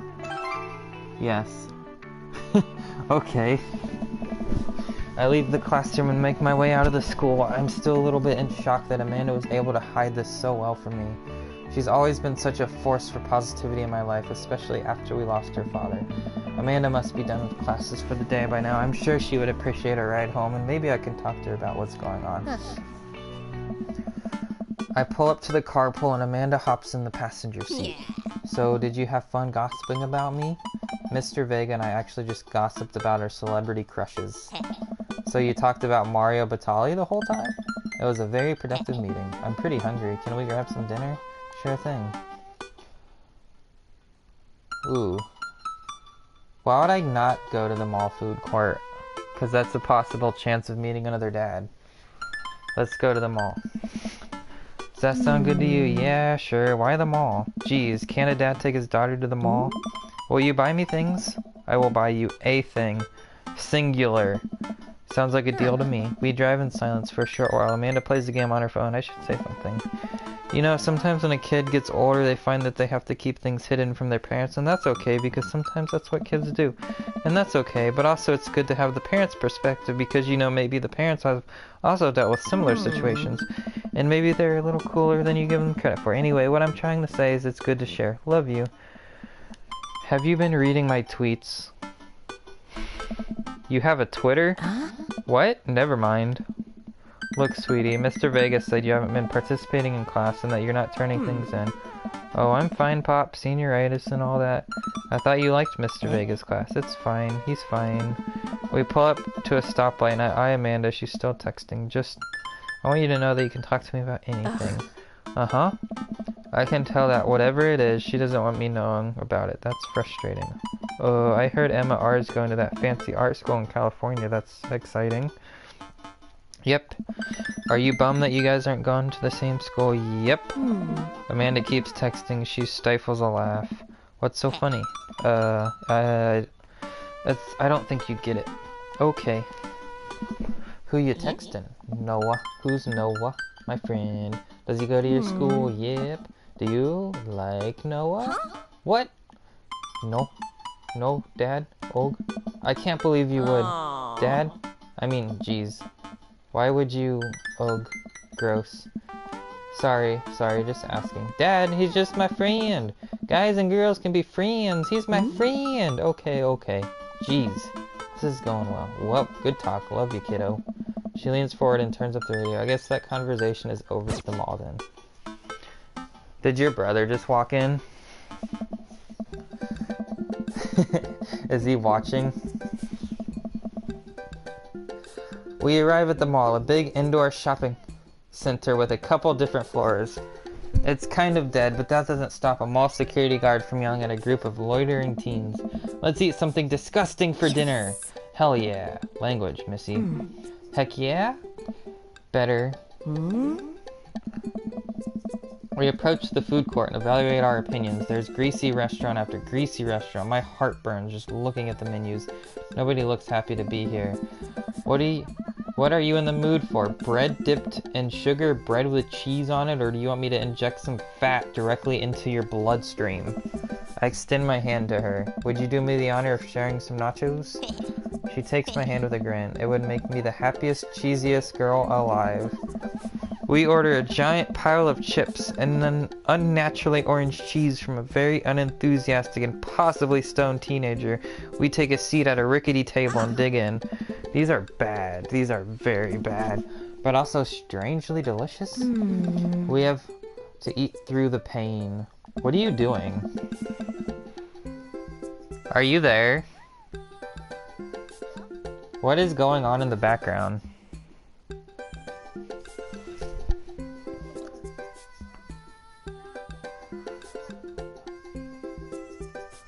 Are you okay?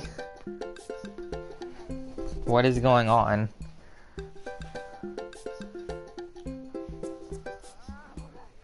Okay. We enjoy the fluorescent cheesy goodness together until we're all out of nachos. So, something's been bothering me for a while. Can you explain memes to me? Sigh. Which meme? All Aw. memes. Amanda sighs deeply and places her head in her hands. That is complicated.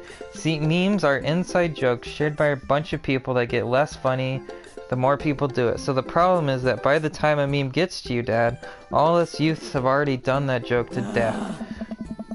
And what's worse than that is movies, TV, video games that will try to jump in on a meme train, but just based on how long it takes to make them, the meme will be long dead by the time it comes out, so it just dates it and it isn't funny. Oh shit, what up? Oh my god. Are you, did he really?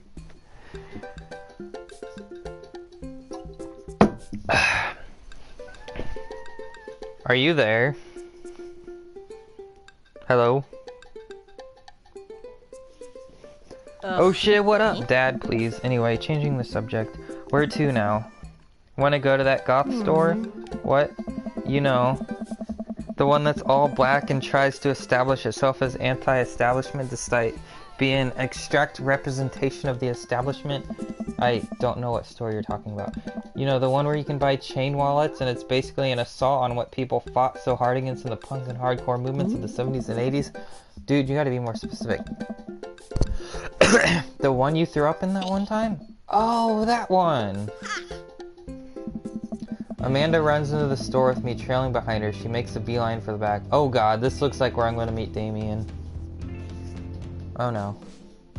Alright. There it is. You can still see the outline, kinda. I'm so proud.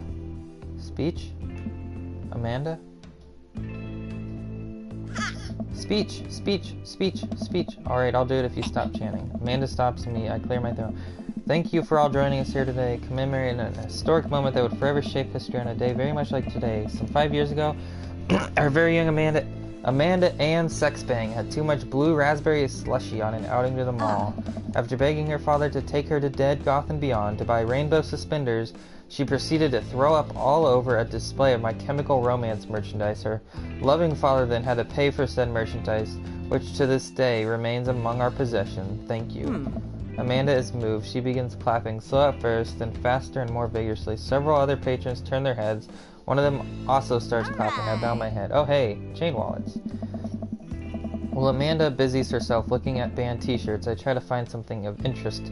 Not much for a dad to look at in a Dead, Goth, and Beyond. Are you still there?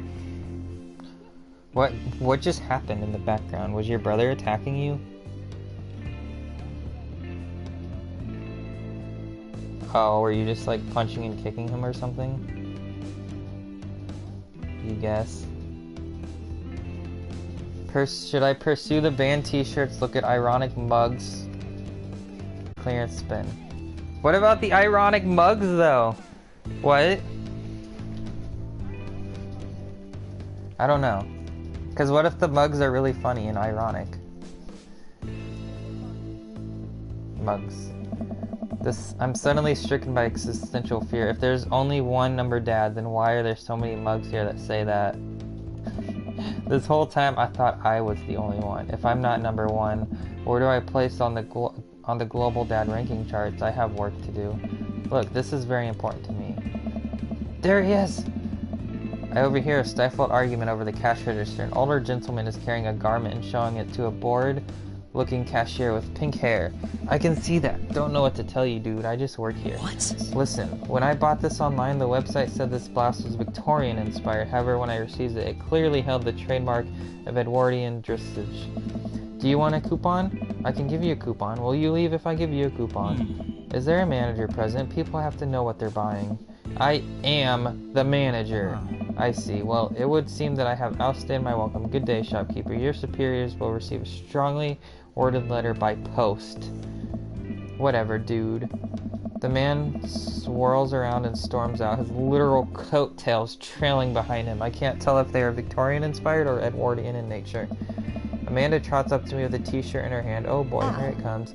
Hey, Dadtron 5000. Yes, I'll buy it for you. Wow, that was easy, thanks. At least it's only one this time. Amanda plops the shirt onto the counter and grins at the cashier.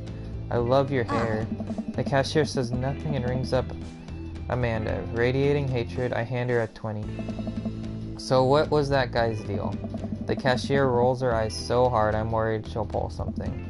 That's Damien. He's in here all the time. He's obsessed with Victorian fashion or whatever.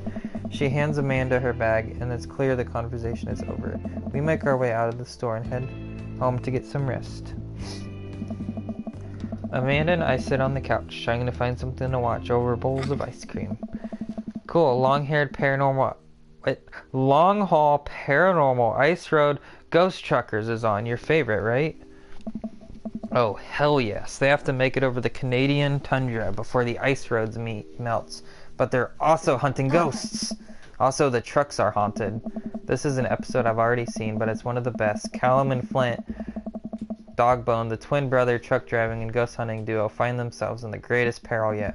Oh no, the ghost done got control of the truck. I can't steer them on here. Damn ice roads. Let me use this AFB meter to try and communicate with the spirits. Flint, we're about to die. I almost got it. If you listen carefully, it sounds like you're saying, you're going to die. That's because we're about to going to die, you. This is art. The episode ends and Amanda excuses herself to go and start arguments on the internet. I stay up a little longer, curious about the exploits of Callum and Flint, Dogbone, after the disastrous ice road accident. Afterward, I crawl into the bed and get a good night's sleep.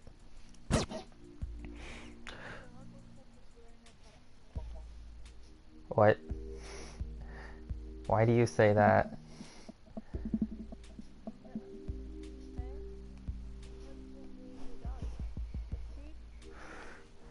Yeah, it's a girl dog.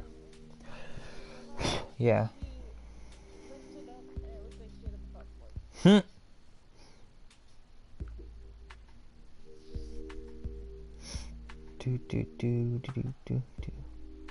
Okay. Morning, sleepyhead. 5 more minutes. You have never...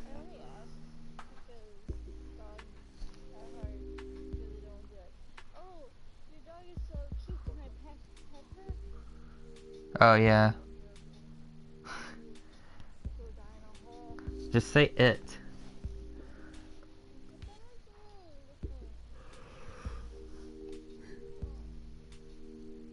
You have never ever let me have 5 more minutes, so get up.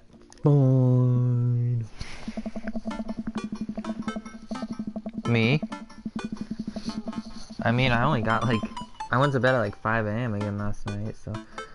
We have a cereal for breakfast and spent the morning putting together furniture. Amanda is much better at interpreting the tiny manuals. We're able to put together a few bookshelves and one desk. I'm pretty sure it was supposed to be a bookcase. So, you excited for the cookout? Excited to beef up my grilling skills. I'll see this as a learning opportunity if I can snake some hot grill tips.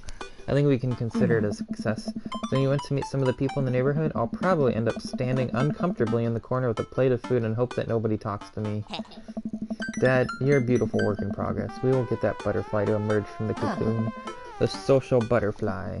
Well, we better start getting ready. We definitely don't want to be late. What? No, we have to be fashionably late. Who shows up to a cookout on time? You know what? We're going early, just because you said that. I head out the door and Amanda reluctantly follows. We walk across the street to Joseph's house with a store-bought veggie plate. I'm a terrible cook if it doesn't involve a grill. The dog has finally left the building. What time is it? It's almost 10. Okay. I guess we're not as... Yeah, I know. You're an hour behind. I guess we're not as early as we thought we were. Joseph's backyard is already packed with people, and the smell of hot dogs wafts through the air. Small children run through the sprinkler, and adults chat in small clusters. I set our veggie plate down on a table next to 2 other veggie plates. Huh? Hey, there's Joseph. I wave to get his attention. The moment he sees us, he jogs over, arms open wide. Welcome. I'm so glad you two are here. And you brought veggies. Let me introduce you to my family, kids. Come on over here. This is Chris, my eldest. Hi. Oh. This is Christian and Christy. They're twins. Oh my god. They stare creepily and say nothing. Then of course there's our youngest, Krish. Wait, where is Krish? Maybe Mary put him in his crib. Oh no. It's the woman from the bar the other night. What is she doing here? Oh, and how could I forget my lovely wife, Mary? You know, I'm gonna make you break up with your wife and I'll take you instead. Oh, and Joseph pecks her on the cheek. She smiles. Aw, Mary, sweetheart, did you put Krish to bed? Yeah, that's why I said I'm gonna take him away from the wife. I'll have to go look for him. What? Yeah. You'll have to... Joseph takes a moment and regains his composure. Mary, this is our new neighbor, Darren, and his daughter, Amanda. I'd shake your hand, but I have a glass of wine that I need to tend to. I love her.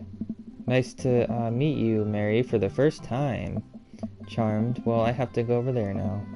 Mary leaves. Oh god, this is so awkward. I wonder if Joseph knows. I wonder if Mary knows that Joseph knows. I wonder if Joseph knows that Mary knows that I know. It takes all my energy not to run away from the barbecue and start fresh in a new city. Ha ha ha, my wife has a wonderful sense of humor. It would please you to enjoy the barbecue. Oh. All the guys are really excited to meet you. Amanda and I mill around and try some of the food spread out on the table. I pick out some deviled eggs. Amanda grabs a small paper plate and immediately begins piling it with baked goods. I don't want to have to make friends. Come on, Dad. Who are you going to party with when I go off to school? But I don't want to have to do pleasantries. Dad? Oh, they're going to talk about weather. Go do it. Make a friend. But how could I possibly abandon my only child at a social function? That's bad parenting. This plate of cookies is my new dad. Bye. Amanda shows me into the center of the yard. Well, here goes nothing. Look around the party, and I'm surprised to see some familiar faces. Isn't that the barista from Coffee Spoon?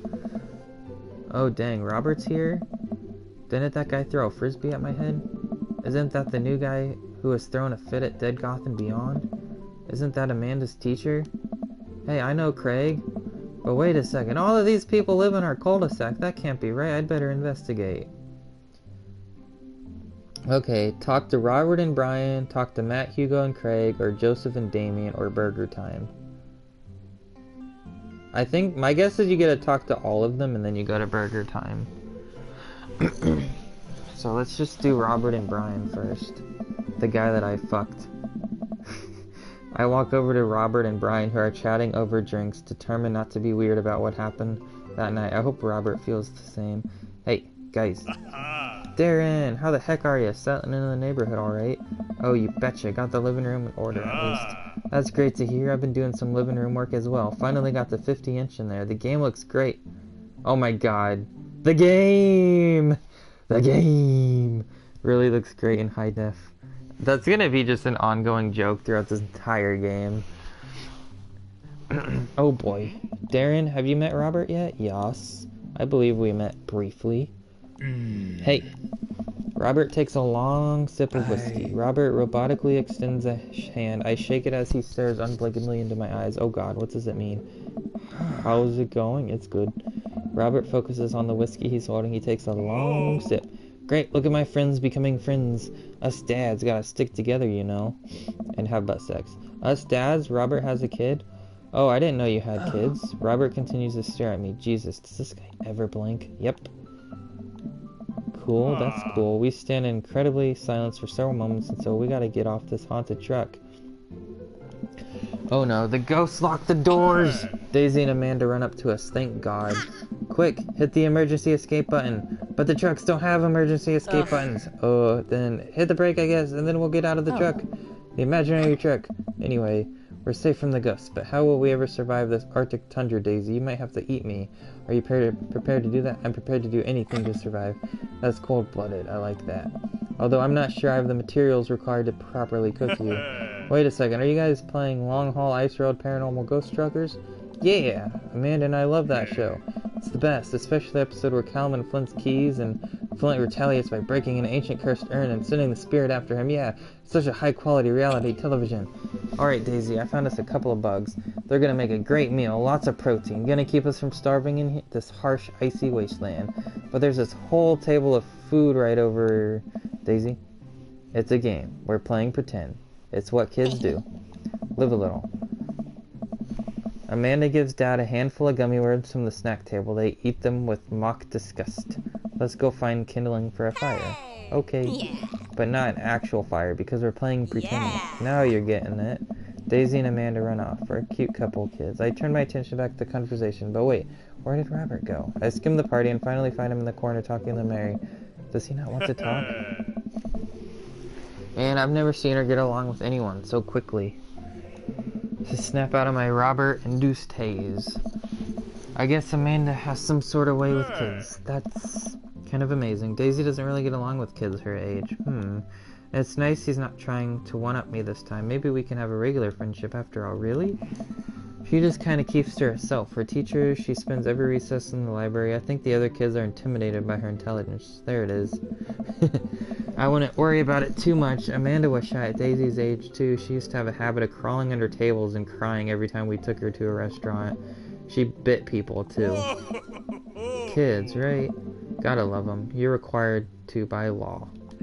Well, since they're getting along so well, maybe we should try to put together a little play date for them, and then we can go to bed together afterwards. Yeah, that'd be nice.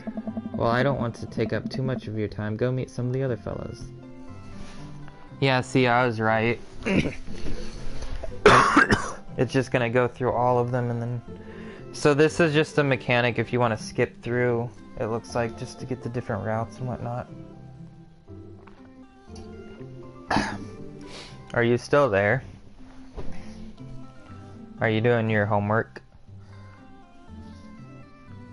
Ah. Okay. Let's go to Matt, Hugo, and Craig. So, yeah, I think which one? I think the one in the like yellow coat is Mexican, and then that one's just the black dad, and then that one's the white dad with the baby. Matt and Hugo seem to be embroiled in an intense discussion. Craig looks on, smiling politely. I walk over to say hello. Well, I don't think it's fair to try and compare two art movements like that. Periods in art only exist because they're a unique byproduct of the social and political climate of a time and place. And to try to take something like, say, the Rococo period and compare it to postmodernism in America, you're completely discarding the context in which a work of art is created. Matt and Hugo seem to be busy talking that they don't notice me. Craig leans in. Dude, I have no idea what's happening. Should I talk to Craig or listen in? I feel like I should just talk to Craig, yeah. I turn my attention to Craig, who seems a little more attentive to my existence. How'd resistance training go the other day? Great. Little River here is a great cheerleader, aren't you, tiny bro? Craig grabs River's arms and waves them around. You can do it, Dad. I'm so proud of you. I'm sorry for pooping on you. She must be a handful at that age. Oh, they always are. But it's so worth it. Craig grabs River's arm and waves them around again. Also, I'm sorry for throwing up on you, Dad. How you settling in? Let's just go with this one. It's really cozy and neighborhood is beautiful. I'm so glad we moved here. And I'm even more glad that we're right next to my old best friend. Craig gives me a playful punch on the shoulder. Ow. I remember that hurting less in the past. Sorry, I've been doing push-ups and stuff. Darren, how are you liking the neighborhood? It's pretty nice. Everybody's been super friendly. Seems like your daughter is fitting in just fine. Matt points across the yard to where Amanda, Daisy, and another young girl are playing. They're all sitting cross-legged in the grass, picking weeds and weaving them into little flower crowns. It's pretty adorable. The girl I don't recognize jogs over to us. Oh, it's his daughter.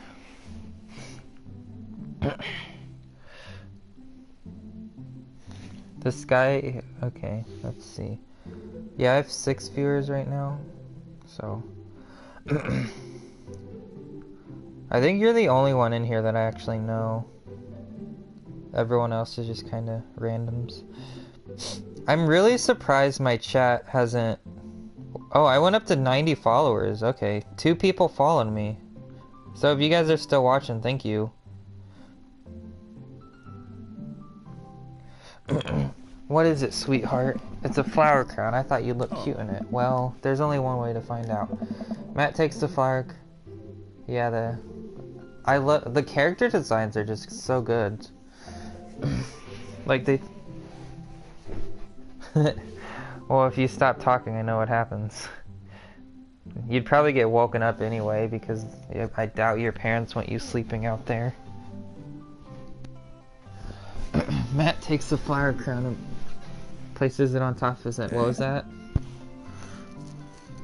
Did you say something? Okay. Am I cool now? The girl stares at him, thinking it over. Nope, but you're slightly less uncool than you were before you put it on. Ha. Hey, Darren, this is my daughter. Hello. I'm Carmencita. Amanda comes over with Daisy in tow. Dad, look, I'm making friends. Are you making friends? You better be making friends. Yeah, actually, Amanda, you remember the cool barista from the coffee shop, my old college friend? And your teacher? Yeah. Mr. Vig, I didn't realize we were neighbors. Yep. You still gonna get me that overdue term paper? Haha, great seeing you. Amanda finger guns her way out of the conversation like a champ. She learned the finger guns move from me. I'm very proud. She's definitely a charmer. Speaking of which, where did my son go? Huh? Hugo looks around the party. He must finally spot him because his eyes go Sweet wide. manchego. Ernest Hemingway Vega, are you smoking? Oh. Ernest is holding a lit cigarette. Nope. I see Ernest across the way. Casually takes a long drag of a cigarette and then flicks it into a gutter. Oh. Unbelievable. Excuse me. Hugo marches over to Ernest, and I turn my attention to Matt and Craig. Kids, right? Man, I do not envy Hugo. That last barbecue we had, Ernest tried to shove a sparkler down Joseph's pants. Nearly burned down half the yard. And the barbecue we had before that, he actually burned down half the yard. And then it spread onto my lawn and burned down half of my yard too. Hugo walks back over to us, practically dragging Ernest behind him. He looks like a little shithead. Hey everybody, sorry about that. Darren, this is my son Ernest. Hello. Ernest looks away, sulking, his hands shoved deep in his pockets. Hugo nudges him impatiently. Hey, to meet you, Ernest. What grade are you in? Does it matter? Oh. Ernest? Okay, I'm in 8th grade. God, are you happy now? I'm sure you were just dying to know. Yeah, good for you. Wow. It's like the teacher's like such a refined, genuine person, and then his son is just like a dumbass. He probably watches Logan Paul. Can I go? Now I'm tired of talking to old dudes who blame my generation for the failing economy. Oh yeah, there's a dude at work that actually watches like Logan Paul every day. Ouch. I don't know. And he told me how he likes that 6ix9ine rapper. I know, I was just like, how? I'm like, I don't know you anymore. Ernest? Oh yeah, because I'm totally embarrassing you. Ernest puts earbuds in and storms off to stand in the corner. Well, that was certainly something. He seems nice.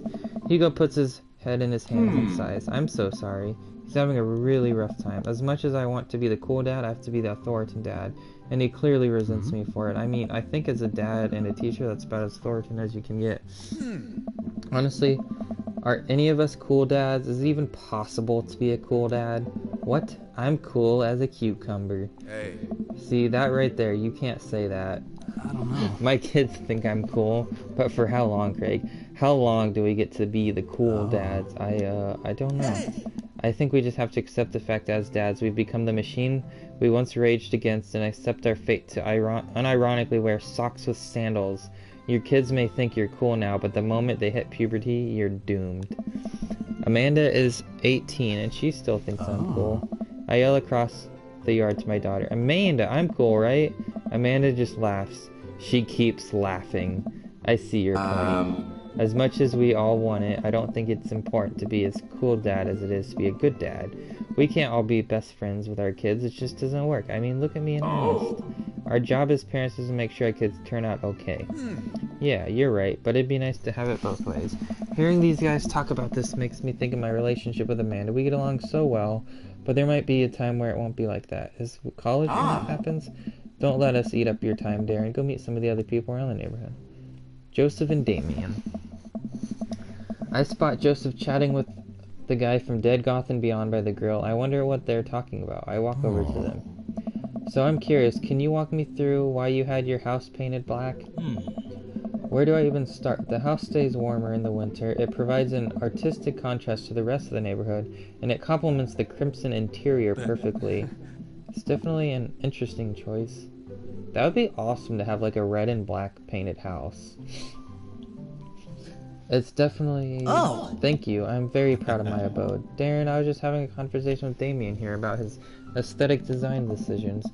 Damien regards me up and down with a warm but critical eye. How do you do? I don't believe I've had the pleasure. I think I saw you in Dead Goth and Beyond the other day. Damien's face turns bright red. I must apologize for my behavior on that day. You see, I take the goth lifestyle very seriously. And to be caught in such a ruse by such a corporation as Dead Goth and Beyond was profoundly frustrating indeed. I hope you know that while my anger may have been justified, it was no such way for a gentleman to act. It's okay, man. Do tell me about yourself. Are you new to this area? Yes, my daughter and I just moved in the other day. She was the one I took to Dead Goth and Beyond. Very good taste on her part. Does she partake in the goth lifestyle? Think for a second. I look over to Amanda, who's hanging out with some of the older kids in the neighborhood. Hey, Amanda, would you consider yourself goth? Amanda yells back, I wouldn't necessarily try to fall under any one specific label, but I guess if I had to choose, I would describe myself as twee hipster with some more normcore leanings. Bats are cool, though. Ah, pity. Are you enjoying the party so far? Oh, definitely. Thanks so much for putting this on. It's nice to be in a cul-de-sac where everyone is so friendly and welcoming and will have butt sex with me. Amanda walks up to the conversation.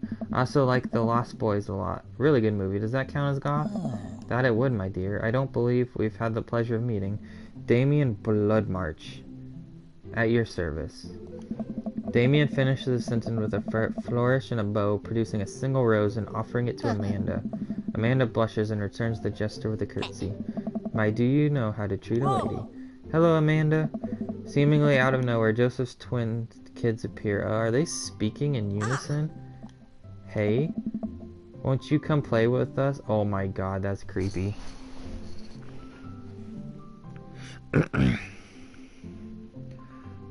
Okay. Oh, wait. Are you still there? Pretty sure these kids are just a reference to The Shining. Come play with us. Forever. Guys, enough of the creepy twin shtick. We've talked about this. Christian and Christy slowly back away. Where do you think they got that from? Mary pops into the conversation, wine in hand. I don't know. Mary took a long sip of the wine.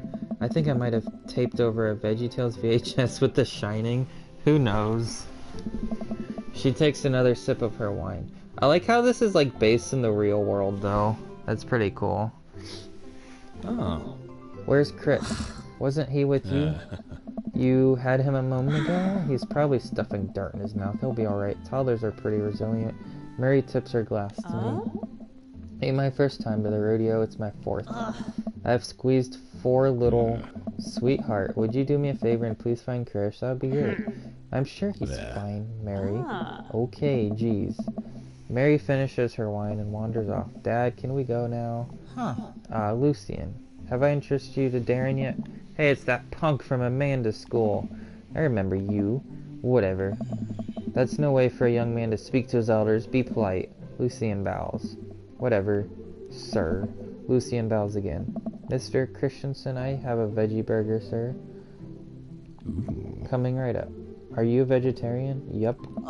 Make that 2 veggie burgers. Did you know that some people in the Victorian era were vegetarians? They described carnivorous type people as bloodlappers. Dad, that's really interesting, Damien. Joseph turns to the girl. Just a hint of a tattoo peeks out from underneath the sleeve. I can't believe I didn't notice it before. It looks like the bottom of an anchor. Whoa, is that a tattoo? Yep. I wasn't always a youth pastor, you know. That's so cool. Want to see mine? What? Lucian pulls back some rubber bracelets, revealing a lopsided 666 in black ink. My buddy gave me a stick and poke tattoo last week. I think it's healing up pretty good. Lucian, we'll talk about this later. That's pretty cool. What's the significance of the tattoo? I don't know. I just thought it looked sick. Well, in my opinion, the only reason you need to get a tattoo is because you want one. Careful though, that number carries weight. You can, if you look on his arm, you can actually see it. Yeah.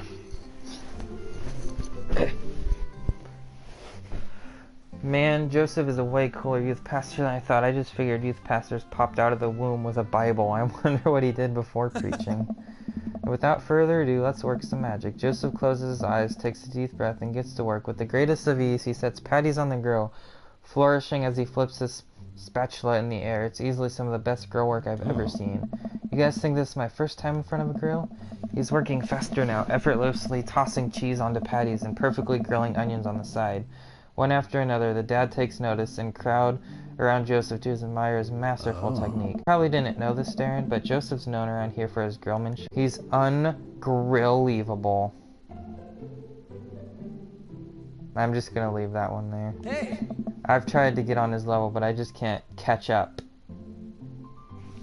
Here comes the dad puns in full force.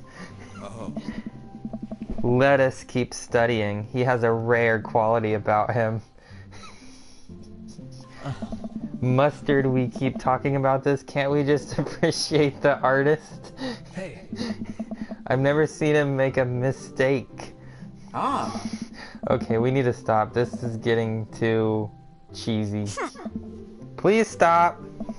All of the children at the party blew the glorious display of puns in unison. Alright guys, the food's ready. Please form an orderly barbecue. Amanda groans. We all grab our food, hang out, enjoying perfectly cooked cheeseburgers. That was great. Man, it's so wild how all of us dads live in the same cul-de-sac. It's the cold dad sack. Kinda nice, isn't it? It feels like there's a real community here. Totally helps when you're just a single dad trying to raise a kid. Oh. We're happy to have you here, man. I think you're gonna like this neighborhood a lot. Plus, Amanda seems to be getting along with all the kids. If she decides to get into a babysitting game, she'll really make a killing. Oh. Hey, why don't you add us all on Dad Book? What? What? Dad Book? Yeah, it's a great social network for dads to keep in touch with each other. We're all on it, so if you ever need to reach out to anyone, that's the simplest way to do it. Sorry, I'm just an old-fashioned dad. Social media goes over my head sometimes. Don't worry, Pops, I'll help you figure it out. The rest of the barbecue goes smoothly. We all trade stories and drink beer as our kids play on the lawn. Amanda breaks up a fight between Carmenista and those weird twins. I think they wanted her soul. Yay, I got another trophy! I've already gotten 2 trophies. Doop-a-doop-a-doo. What was it? I gotta check what that trophy was for. Let me see. Trophies. I think that was just for like the intro or whatever. It was for... Oh, chapter 1. Okay. There's not many trophies in this game. There's like 12.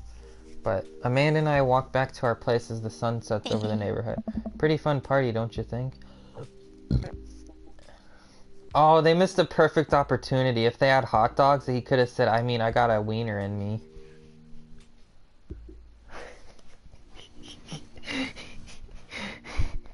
I'm sorry.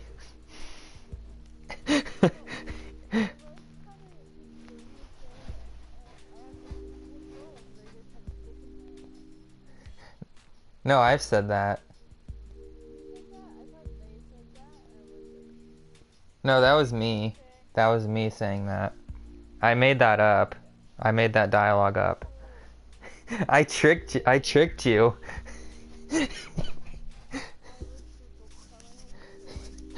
Yeah, I've tricked. Okay. I'm just gonna say that. Sweetie, if I can impart any sort of wisdom upon you right now, and now that this was a bad situation, but if you're ever in an uncomfortable situation, always look for the silver lining. The silver lining, you get you through to the other side. We ate rockin' burgers today, and it was good. Amen. Well, hey, at least you met some other cool dads. You should hit them up on Dad Book. Maybe I will if I ever figure out how social media works. I have a good feeling about this place. Me too, Dad. I want to get on Dad Book. Amanda and I arrive home with the remnants of our veggie plate. Seems like nobody was really into the cauliflower. Any big plans for this event? Actually, yeah, I'm going out with some friends. Oh, is that okay? Of course. Just keep me posted and be home before midnight. You got it. And be careful. I will. Make good choices, of course. And call me if you need anything. Dad, you're not gonna do the thing where you wait silently for me to come home in the living room with all the lights off, are you? What? No, I've never done that. I never will do that. Okay. Do you have plans tonight? My plans were kinda to eat ice cream and watch TV with Amanda, but I'll find something to do. I'm gonna throw a party. A real rager. All the other dads in the neighborhood are invited. I'll see if I can get you a spot on the list, but honestly it's looking tight, and you May just have to wait in line. I know the guy at the door. I'll get in, no problem. I'm just relaxing tonight. Have fun, okay? Great. See you later.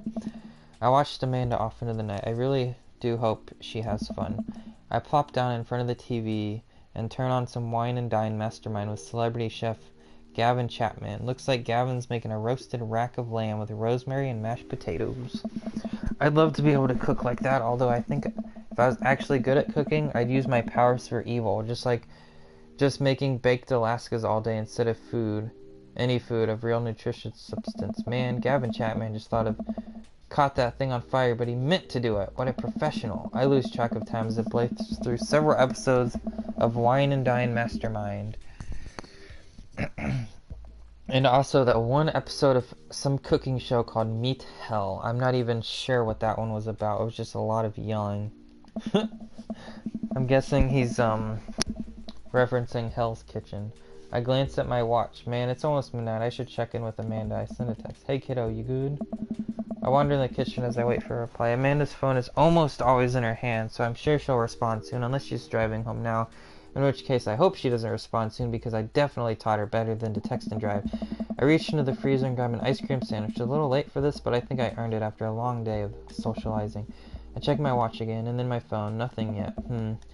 Okay, see now I'm worried. Do I call her? Do I call the cops? No, it's too soon for that. I'll just send her a gentle reminder text. What's up? Half an hour passes and I'm really worried. The episodes of Gavin Chapman's Meat Hell are not only assuaging my anxiety, but possibly exaggerating it with this yelling, so I keep pacing around the house, waiting for her to come back. Why didn't I find out where she was going? Who was she even with? Why don't I know any of her friends' phone numbers? Why don't I even know any of her friends' phone names? Who is Emma P? I decided to send her another text. Amanda, please text me and let me know you're okay. I can't help but think of all the awful things that could have happened to her. Oh, thank God, it's her. Amanda opens the door and shuffles in. Finally she's back home. I'm glad she's okay. Soap. Sweetie, thank God you're safe. Yep. But now I know she's okay. I'm really mad. Why didn't you answer my text? Amanda pulls out her phone out of her pocket. Oh, whoops. I guess I didn't see those. She starts to walk to her. Amanda. Anne. Whoa, we're pulling out of the middle. Amanda, you came home an hour and a half late at your curfew and didn't respond to any of my texts. You really freaked me out. I was about to call the cops. Dad, you're seriously overreacting. You're not going to be like that when I go off to school, are you?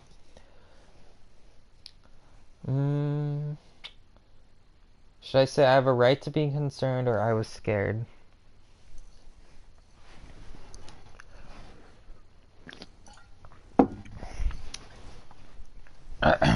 Are you there? Which one do you think I should say?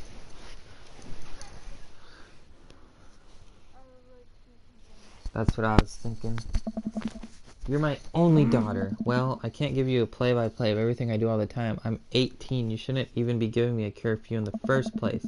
I sit down on the couch and put my head in hands. I feel very tired all of a sudden. You really scared me. Just please don't do that again. Alright. I'm gonna go to bed now. Amanda closes the door to her room and I head to mine.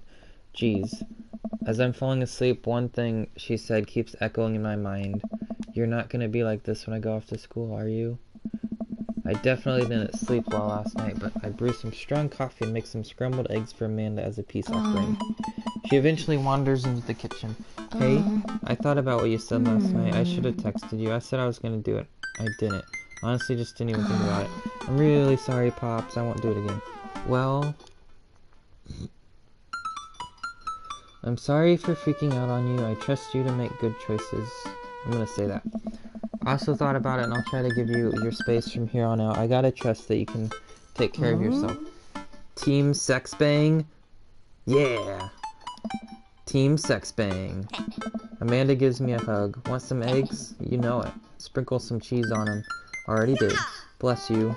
Amanda scarfs down the eggs in time it takes me to wash the pan. Alright, I'm off to school. Smell you later. Wait, one more thing before you go. What? What's Dadbook? It's a social media platform. Wait. What? What's a social media platform? Dad, I have to go to school. Come on, Amanda. I'm an old man. I can't put together a Dadbook profile on my own. Alright, I'll help you sound interesting on the internet. Amanda spends the next couple minutes setting up my profile on Dadbook, which, as it turns out, is a place where dads can get together and talk about fatherhood. Alright, Pops, we gotta fill out your profile. Let's get some likes and dislikes.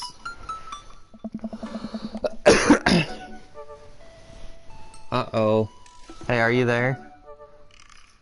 It looks like I'm making my profile now. On a Friday night, you are most likely to polish and sort my coin collection, Netflix and grill, baby. Fall asleep watching the History Channel, torment my children with dad puns, sink into blissful oblivion. I kind of like the torment my children with dad puns. That's what I'm going with. If you had one thing to take with you onto a desert island, what would it be? My trusty girl, the lost shaker of salt, cast away on DVD for instructional purposes, a boat.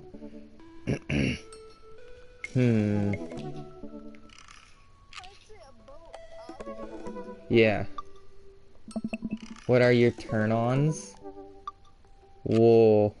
Strong dad arms, tennis shoes with long white socks, a well-manicured lawn, street smarts, top-tier grillmanship, comfortable with crying.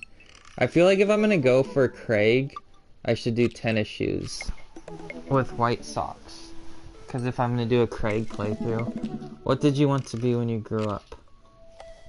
Technical writer for manuals instructions, salty boat captain, pro skater who is also an astronaut, a good father, the president of space. A good father is so cliche, but I should just put that one. Fuck it. What's your favorite movie genre? War documentary, Sean Connery's entire filmography, anything on Laserdisc, romantic comedies, whatever will make me cry, old comedies that haven't aged well. I'm gonna go with anything on Laserdisc. What's your ideal date? Napping together, doing a 1,000-piece puzzle together, eating a healthy dinner at 4 p.m., trying to geocache but getting hopelessly lost, arson, being emotionally vulnerable. I kind of like the geocache one. Fuck it, we're doing the geocache one. What do you never leave home without? Oh my god, my sick vape, is that really an option? My book of word jumble, my cripplingly low. I frequently forget my phone, keys, and wallet at home sometimes. I'll put sensible cardigan. I spend a lot of time asking about...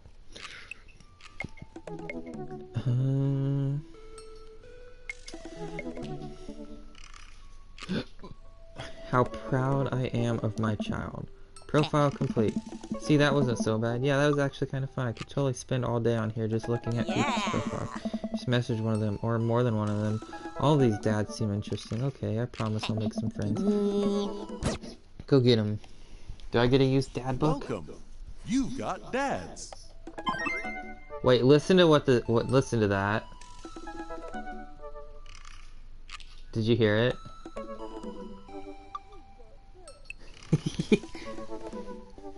What is this? Hi Darren, it's Dad Manda. Hi Darren, it's me, your dear old friend from way back in the day, Dad Manda. I'm delighted to see you've signed up for Dad Book. They've recently added this exciting new messenger service, so you may find yourself receiving messages from other dads, like myself. Take care not to miss them. Amanda, is that you? What are you doing on Dad Book? Why Darren, I never. We've known each other since business school. How could you possibly confuse me for your amazing and talented and easy to buy things for a daughter? Though I am, of course, flattered. You should buy Amanda more things. Amanda, you know I didn't go to business school. I barely even managed to get my degree. Wait. No. Wow. I didn't say that. You never heard that. This is gold. I was a great student, I swear. I graduated at the top of my class because I worked hard and ate all my vegetables. Totally holding on to this for later. Wait, do you even remember what I majored in? I declined to comment. Cool. Wow, Amanda.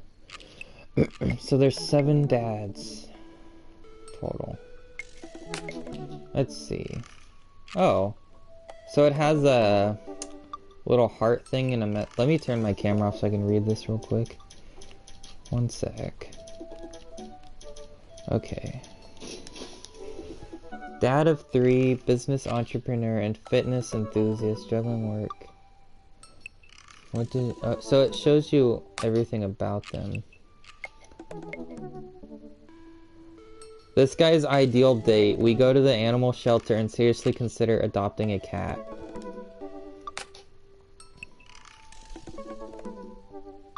I spend a lot of time thinking about how my daughter is smarter than me.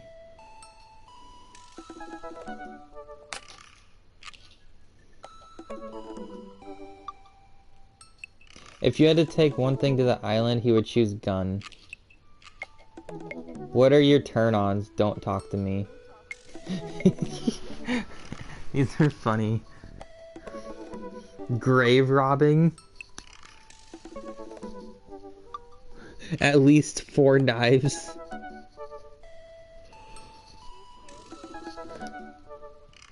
But I had butt sex with him.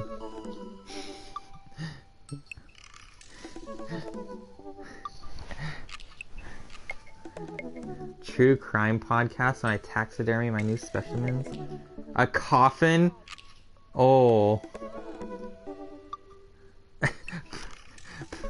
Pronouncing bosom correctly.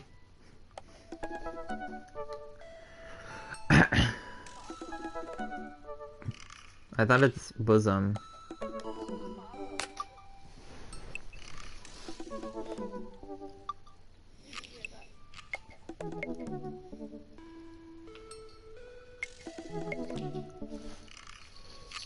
Each of us read a different book on opposite sides of the couch in comfortable silence.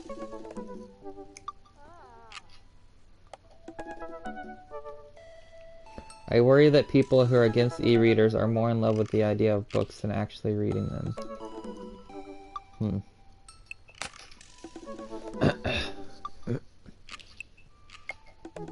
What are your turn-ons? My loving wife.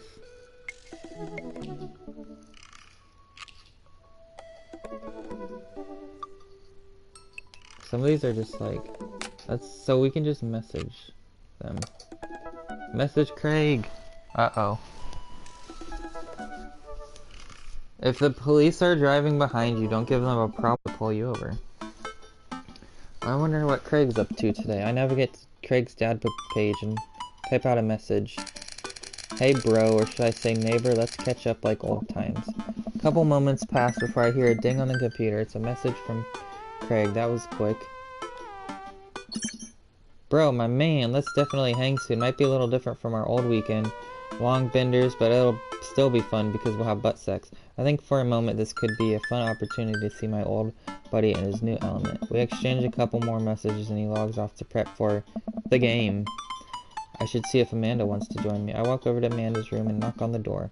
Yo, Amanda Panda. I open the door and find Amanda sitting cross-legged on the floor, surrounded by magazines and newspaper clippings. She seems to be making some sort of art piece, but her eyes are a little puffy, almost as if she'd been crying. Are you alright? Oh yeah, I'm fine. I just got sad because I realized that dogs are too often killed off in movies to elicit emotional reactions from the audience instead of being given the respect that they deserve. It's not right.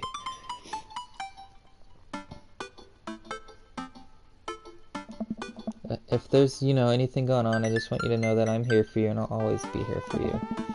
Whether you need a shoulder to cry on or a strong dad to kick someone's butt, I'm only a phone call away. Thanks, Popsicle. I appreciate that. But I'm fine, really. I'm unconvinced, but I'll stop badgering about it. I'm sure she'll tell me when she's ready. What you working on? Just a collage for class. We're supposed to make a piece that represents our goals for the future. I take a closer look at her collage. That's a lot of dogs. It's mostly dogs, yeah. Did you need something? Craig invited us to a softball game. What? I should have just said, the game. They actually detailed a sport. Wanna go? Remember that one time you signed me up for softball and you bought me all the gear, and then you took me to the first game and then someone hit a ball towards me and I ran off the field crying? And then you hid in the dugout and would scream if I tried to pick you up? Yes. I was afraid of baseballs. I thought you were a gigantic sentient softball. So does that mean you don't want to go? Amanda gets up and looks me dead in the eye, determined. I'm finally ready to face my fears. Head on, let's do this. Amanda and I make the short drive out to the local field for a kids' softball game. It's pretty packed. We clamber up to the bleachers and take our seats on the top. I don't see Craig anywhere. So when do the kids start crying and running off of the field? You know that your relationship with softballs is different from everyone else's relationship with softball, right? Okay, but I don't see kids crying. I'm gonna be pretty disappointed. For nostalgia purposes, of course. Not because I take joy of children fighting for my amusement. Definitely not that. Oh, okay. One sec. The game starts, and the kids run out into the field.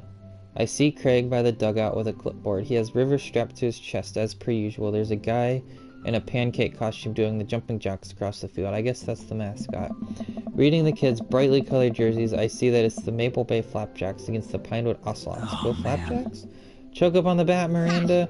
Yeah, Miranda, square up. How much do you know about softball? Enough to know that the balls are relatively hard despite their name. But yelling is fun. Give it a shot. It's cathartic. Keep your eye on the ball. What's more important is that you have... What are you willing to sacrifice to win?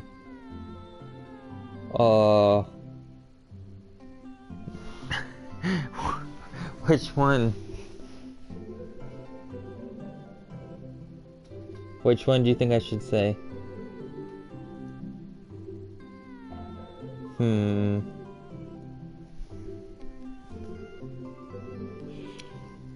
This way. I just said the middle one. I believe in you, Miranda. We watch a couple innings of softball. They aren't ready for the major leagues, but Craig's training his team well. It seems like he's really good with kids. Cake Stand Craig is good with children. Whoa. It's amazing how hard they're hitting the ball and how no one has run off of the field crying yet. Amanda, dear, you have to let it go. Let what go? I'm perfectly fine. The opposing team is up at bat. They hit a ball out in center field. The tiny little girl tries to get under the ball, but it misses her glove and hits her straight in the forehead.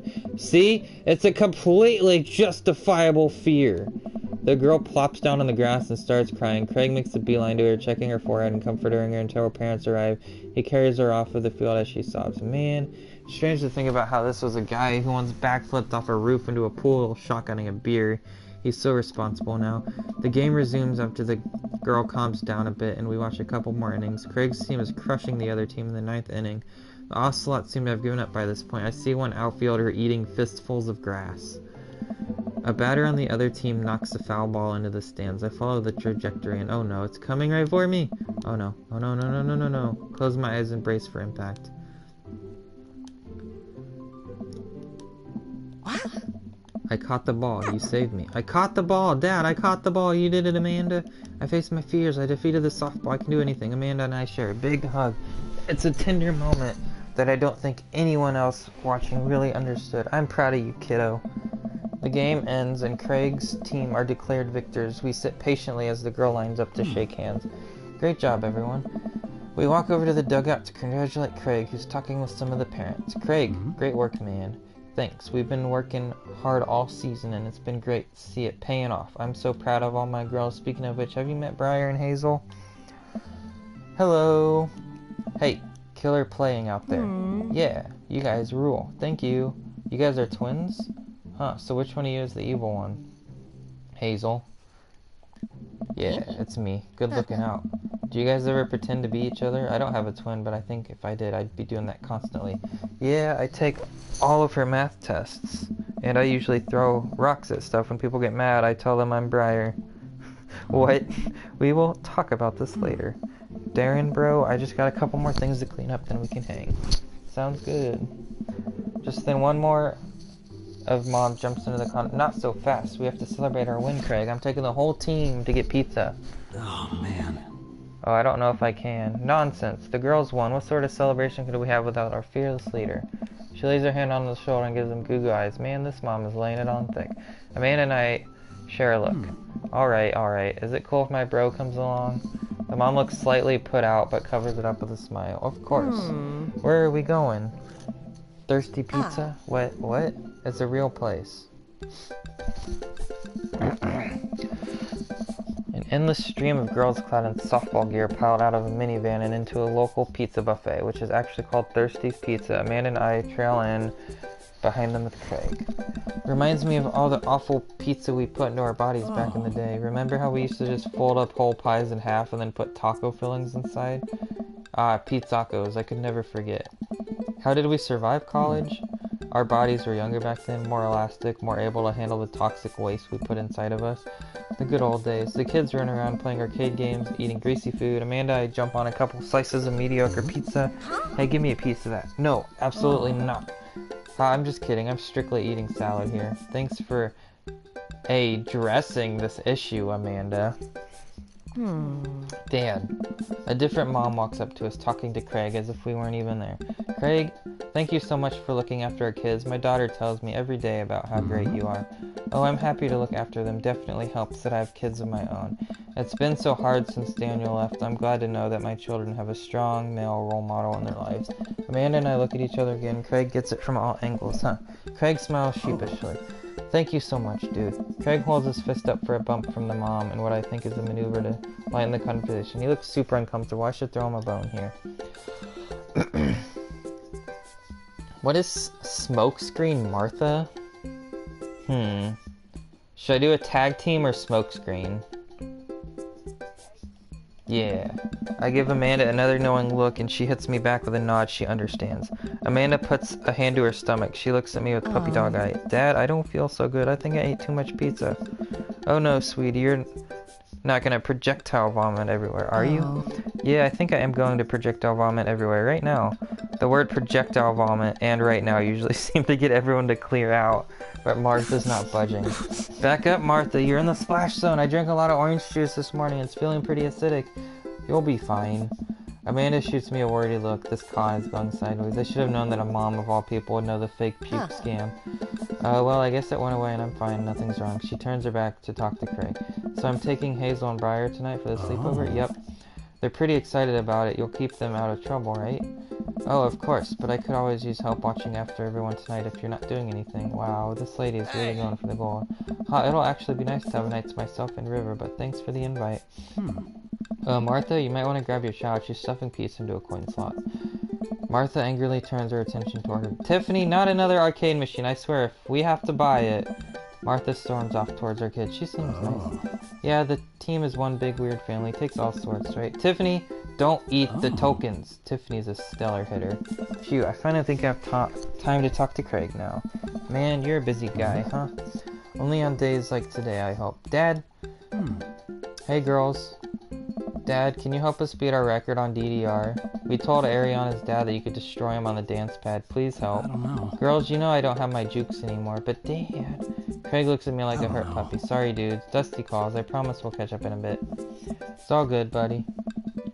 Craig runs off with his daughters, and I'm left alone with mine. Man, I was really hoping to hang out with Craig more today, but it seems like he's getting dragged in every direction. It definitely wasn't like this in college. I feel like we might be a third wheel here. There's worse places than arcade to be left to your own devices. You're right. Want to drop some coin on pinball? You know it. Amanda and I pull up to a machine that's feeling pretty hot and get to work. I'm a little rusty, but the pinball wizard within me will never die. I pull out a decent score and then challenge Amanda. And immediately she gets multi-ball. Looks like she takes after her father. You're pretty good. Don't patronize me. Hey, I'm just trying to pay a comp. Amanda shushes me. She's in her zen zone. She fights violently, racking up points by the millions. She's this close to beating my score, but I feel honored being able to watch. You're friends with Craig, right? Janet from earlier walks up and leans on the pinball machine. Yeah, we went to college together. Please don't lean on my thing. Huh, that's so interesting. Do you know if he's, like, available? Oh, bitch, he is mine. He is not available. Oh, I honestly don't know if I could say. Seriously, you're gonna make it tilt. Because it seems like so much work to watch after his kids. Don't you think it'd be great if he... Lady, I swear to God, all of a sudden a buzzer sounds and the game is over. Janet made the pinball machine tilt. You stone harpy. What? I said, I have to go over there now and put pizza in my mouth so I don't say anything that'll hurt your feelings. Amanda? Bro, what's going on? Now's our chance. If we don't get out of here, we're stuck for the rest of the night. I wrangle Amanda and say some quick goodbyes with Craig. We head out of the pizza place, finally. Amanda promises that she'll keep the couch warm for me and heads home. Hope you don't mind me bringing you back here, bro. Not at all, dude. It's good to finally get you out of myself for a second. River burps. Well, almost all to myself. Hold up. Craig walks over to the trunk of the car and pulls out 2 gloves and a softball. What? Up for some catch? This might be less catch and more you throwing the ball and me running after it, but sure. We stand in the middle of the empty baseball diamond and start tossing the ball back and forth. I have a cooler. They're getting ready for when they get in bed. I have a cooler in my car that we could grab, but there's only juice boxes in there. Man, fatherhood is strange. Nice. You're telling me. I can't believe I'm looking back on my cake stand Craig days and reminiscing about it. Those are some good times. I don't know anyone else who could pull off the rare horizontal cake stand. That was a feat of discipline, bro. Trust me. I haven't properly hung out with Craig in so long, I don't even know where to begin. Maybe I'll begin by touching his dick.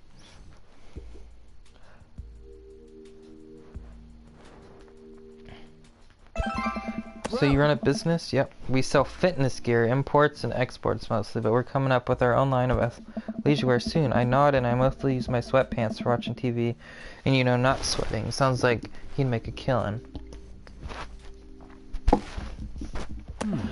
If you ever need athletic gear, I've got your back. You could sponsor me. I'll rep your leisure wear brand while I mow my lawn.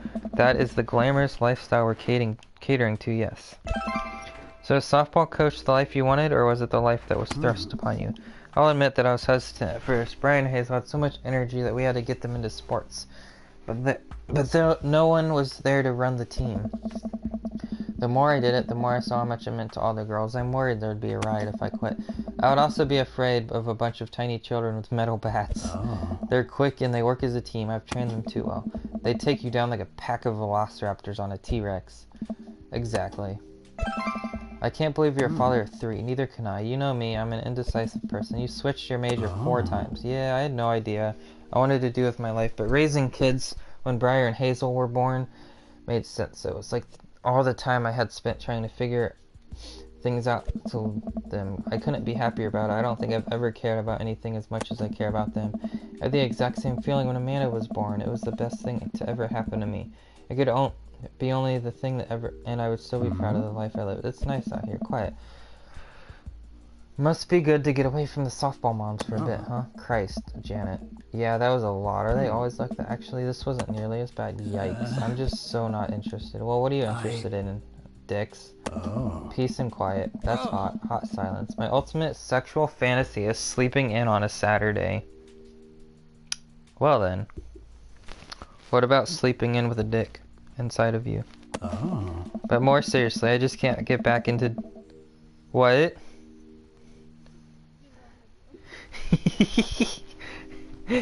Hey, you're the one that actually thought the dialogue was part of the game. But now that I told you, I can't pull that prank anymore. But even seriously, I can't get back into dating right now. I couldn't even if I wanted to. There's no time. Unless if there's a dick in me, and I feel so uncomfortable trying to introduce a stranger to my girls' lives. They've already been... I didn't say anything. They've already been through so much, I can't put them through that. Buddy, I hear you. So the moms can hit on me all they want, but the girls are my top priority.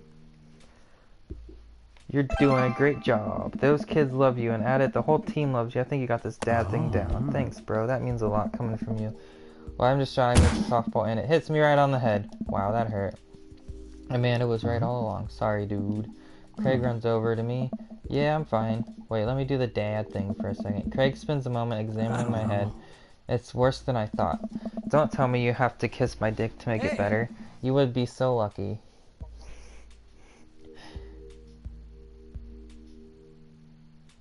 That was planned. You probably don't teach more advanced techniques to the little leaguers, but Babe Ruth used to catch balls with his teeth all the time. I still got it. Huh, maybe they'll learn in high school. I get up and dust myself off. River yawns. Hey, little buddy, you must be getting tired. Hate to say it, but I should probably head out. Sorry things are so you get older and life just kind of gets in the way. We start walking back. Hey, remember that one house party you went to that got broken up by a helicopter? How could I forget? You and me hopped over a concrete wall to get away. But the other side of the fence was a parking lot where a bunch of cops were parked. Oh man, yeah. Could you imagine the look on our faces? We just walked straight past them like we were out for a stroll. And not knowing that we were at the party, they started joking with us about how big of a bust it was.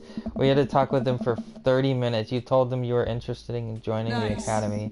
Then they started giving me pointers for exam. Longest 30 minutes of my life. Man, college. Good old days, right? We get back to our cars. Craig pulls me into a hug. Or at least as much as we can manage with a baby between us. Never enough time, huh? I guess not. Let me make it up to you. Let's hang soon. Yeah, I'd like that. I'm probably gonna stop this pretty soon. Continue it later. How long have I been this? It's been 2.5 hours. Jesus. That is way longer than I thought. Holy shit. 1, 2, 3, 4, 5, 6, 7. I have 8 people live streaming on my Twitch feed right now. None of them are playing Dream Daddy. I yawn as I walk through the door, spotting Amanda hunched over her college, glue stick in hand, burning the midnight art oil. I figured I might do something productive between episodes of Shark Hunter lip sync battles. Do the shark lip sync or do the shark hunters lip sync? Yes. I looked over her shoulder at the collage. Amanda, this is some good art. Look at all the art you made. Thanks, I'm just about done. Like before, still a lot of dogs. In one corner there's a giant pile of cash, and the other it's, Amanda, is that me? Yep, the whole thing is about my goals for the future, and those are basically just to sit on a giant pile of money with my 20 dogs and also have a strong and mutually supportive relationship with my father into adulthood. Oh, now you've done it. Get ready to watch your dad cry. Here it comes. It's happening. Oh, Dad, you did this with your good art. She pats me on the back. Hey, how was your hang with Craig? I wipe a tear from my eye. It was good. The Craig guy sure is busy. Yeah, dude, the softball isn't for quitters. Also, I'm very proud of you for facing your fears today. How does it feel? I'm on top of the world, Pops. I should start facing my fears more often. Oh yeah? How about tomorrow?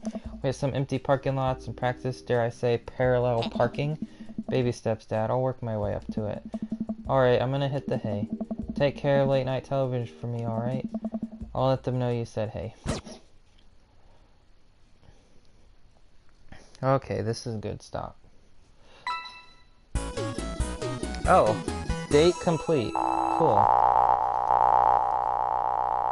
What? What is this fucking scoring? What? Just, okay. Dad joke, poker buddy, bro, dude, coach, thirsty. How many dad points is that? 8 million? No, 84,656,630. Jesus, do you see this? Yes. Why are these numbers so big? I don't like it. I don't know, but I like that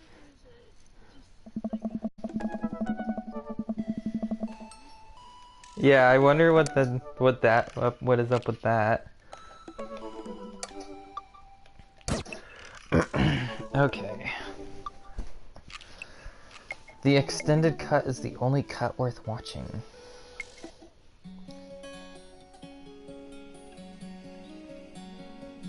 Look at this intro of the game when I go back to the menu.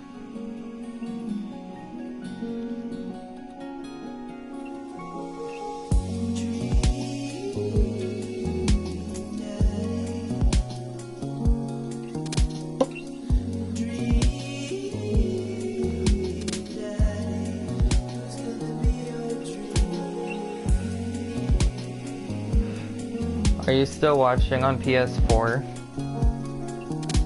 Imagine if your parents walked in and saw this. What would your dad think of this game?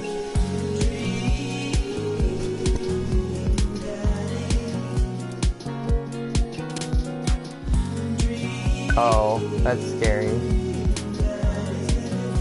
Is it full of dad puns?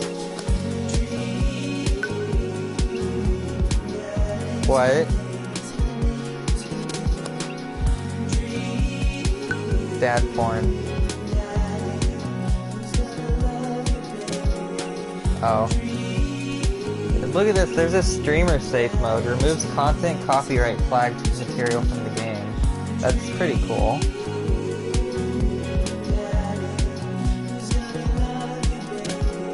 I'm gonna play it dangerously and not turn that on. But I'm gonna... What? I put them all on YouTube.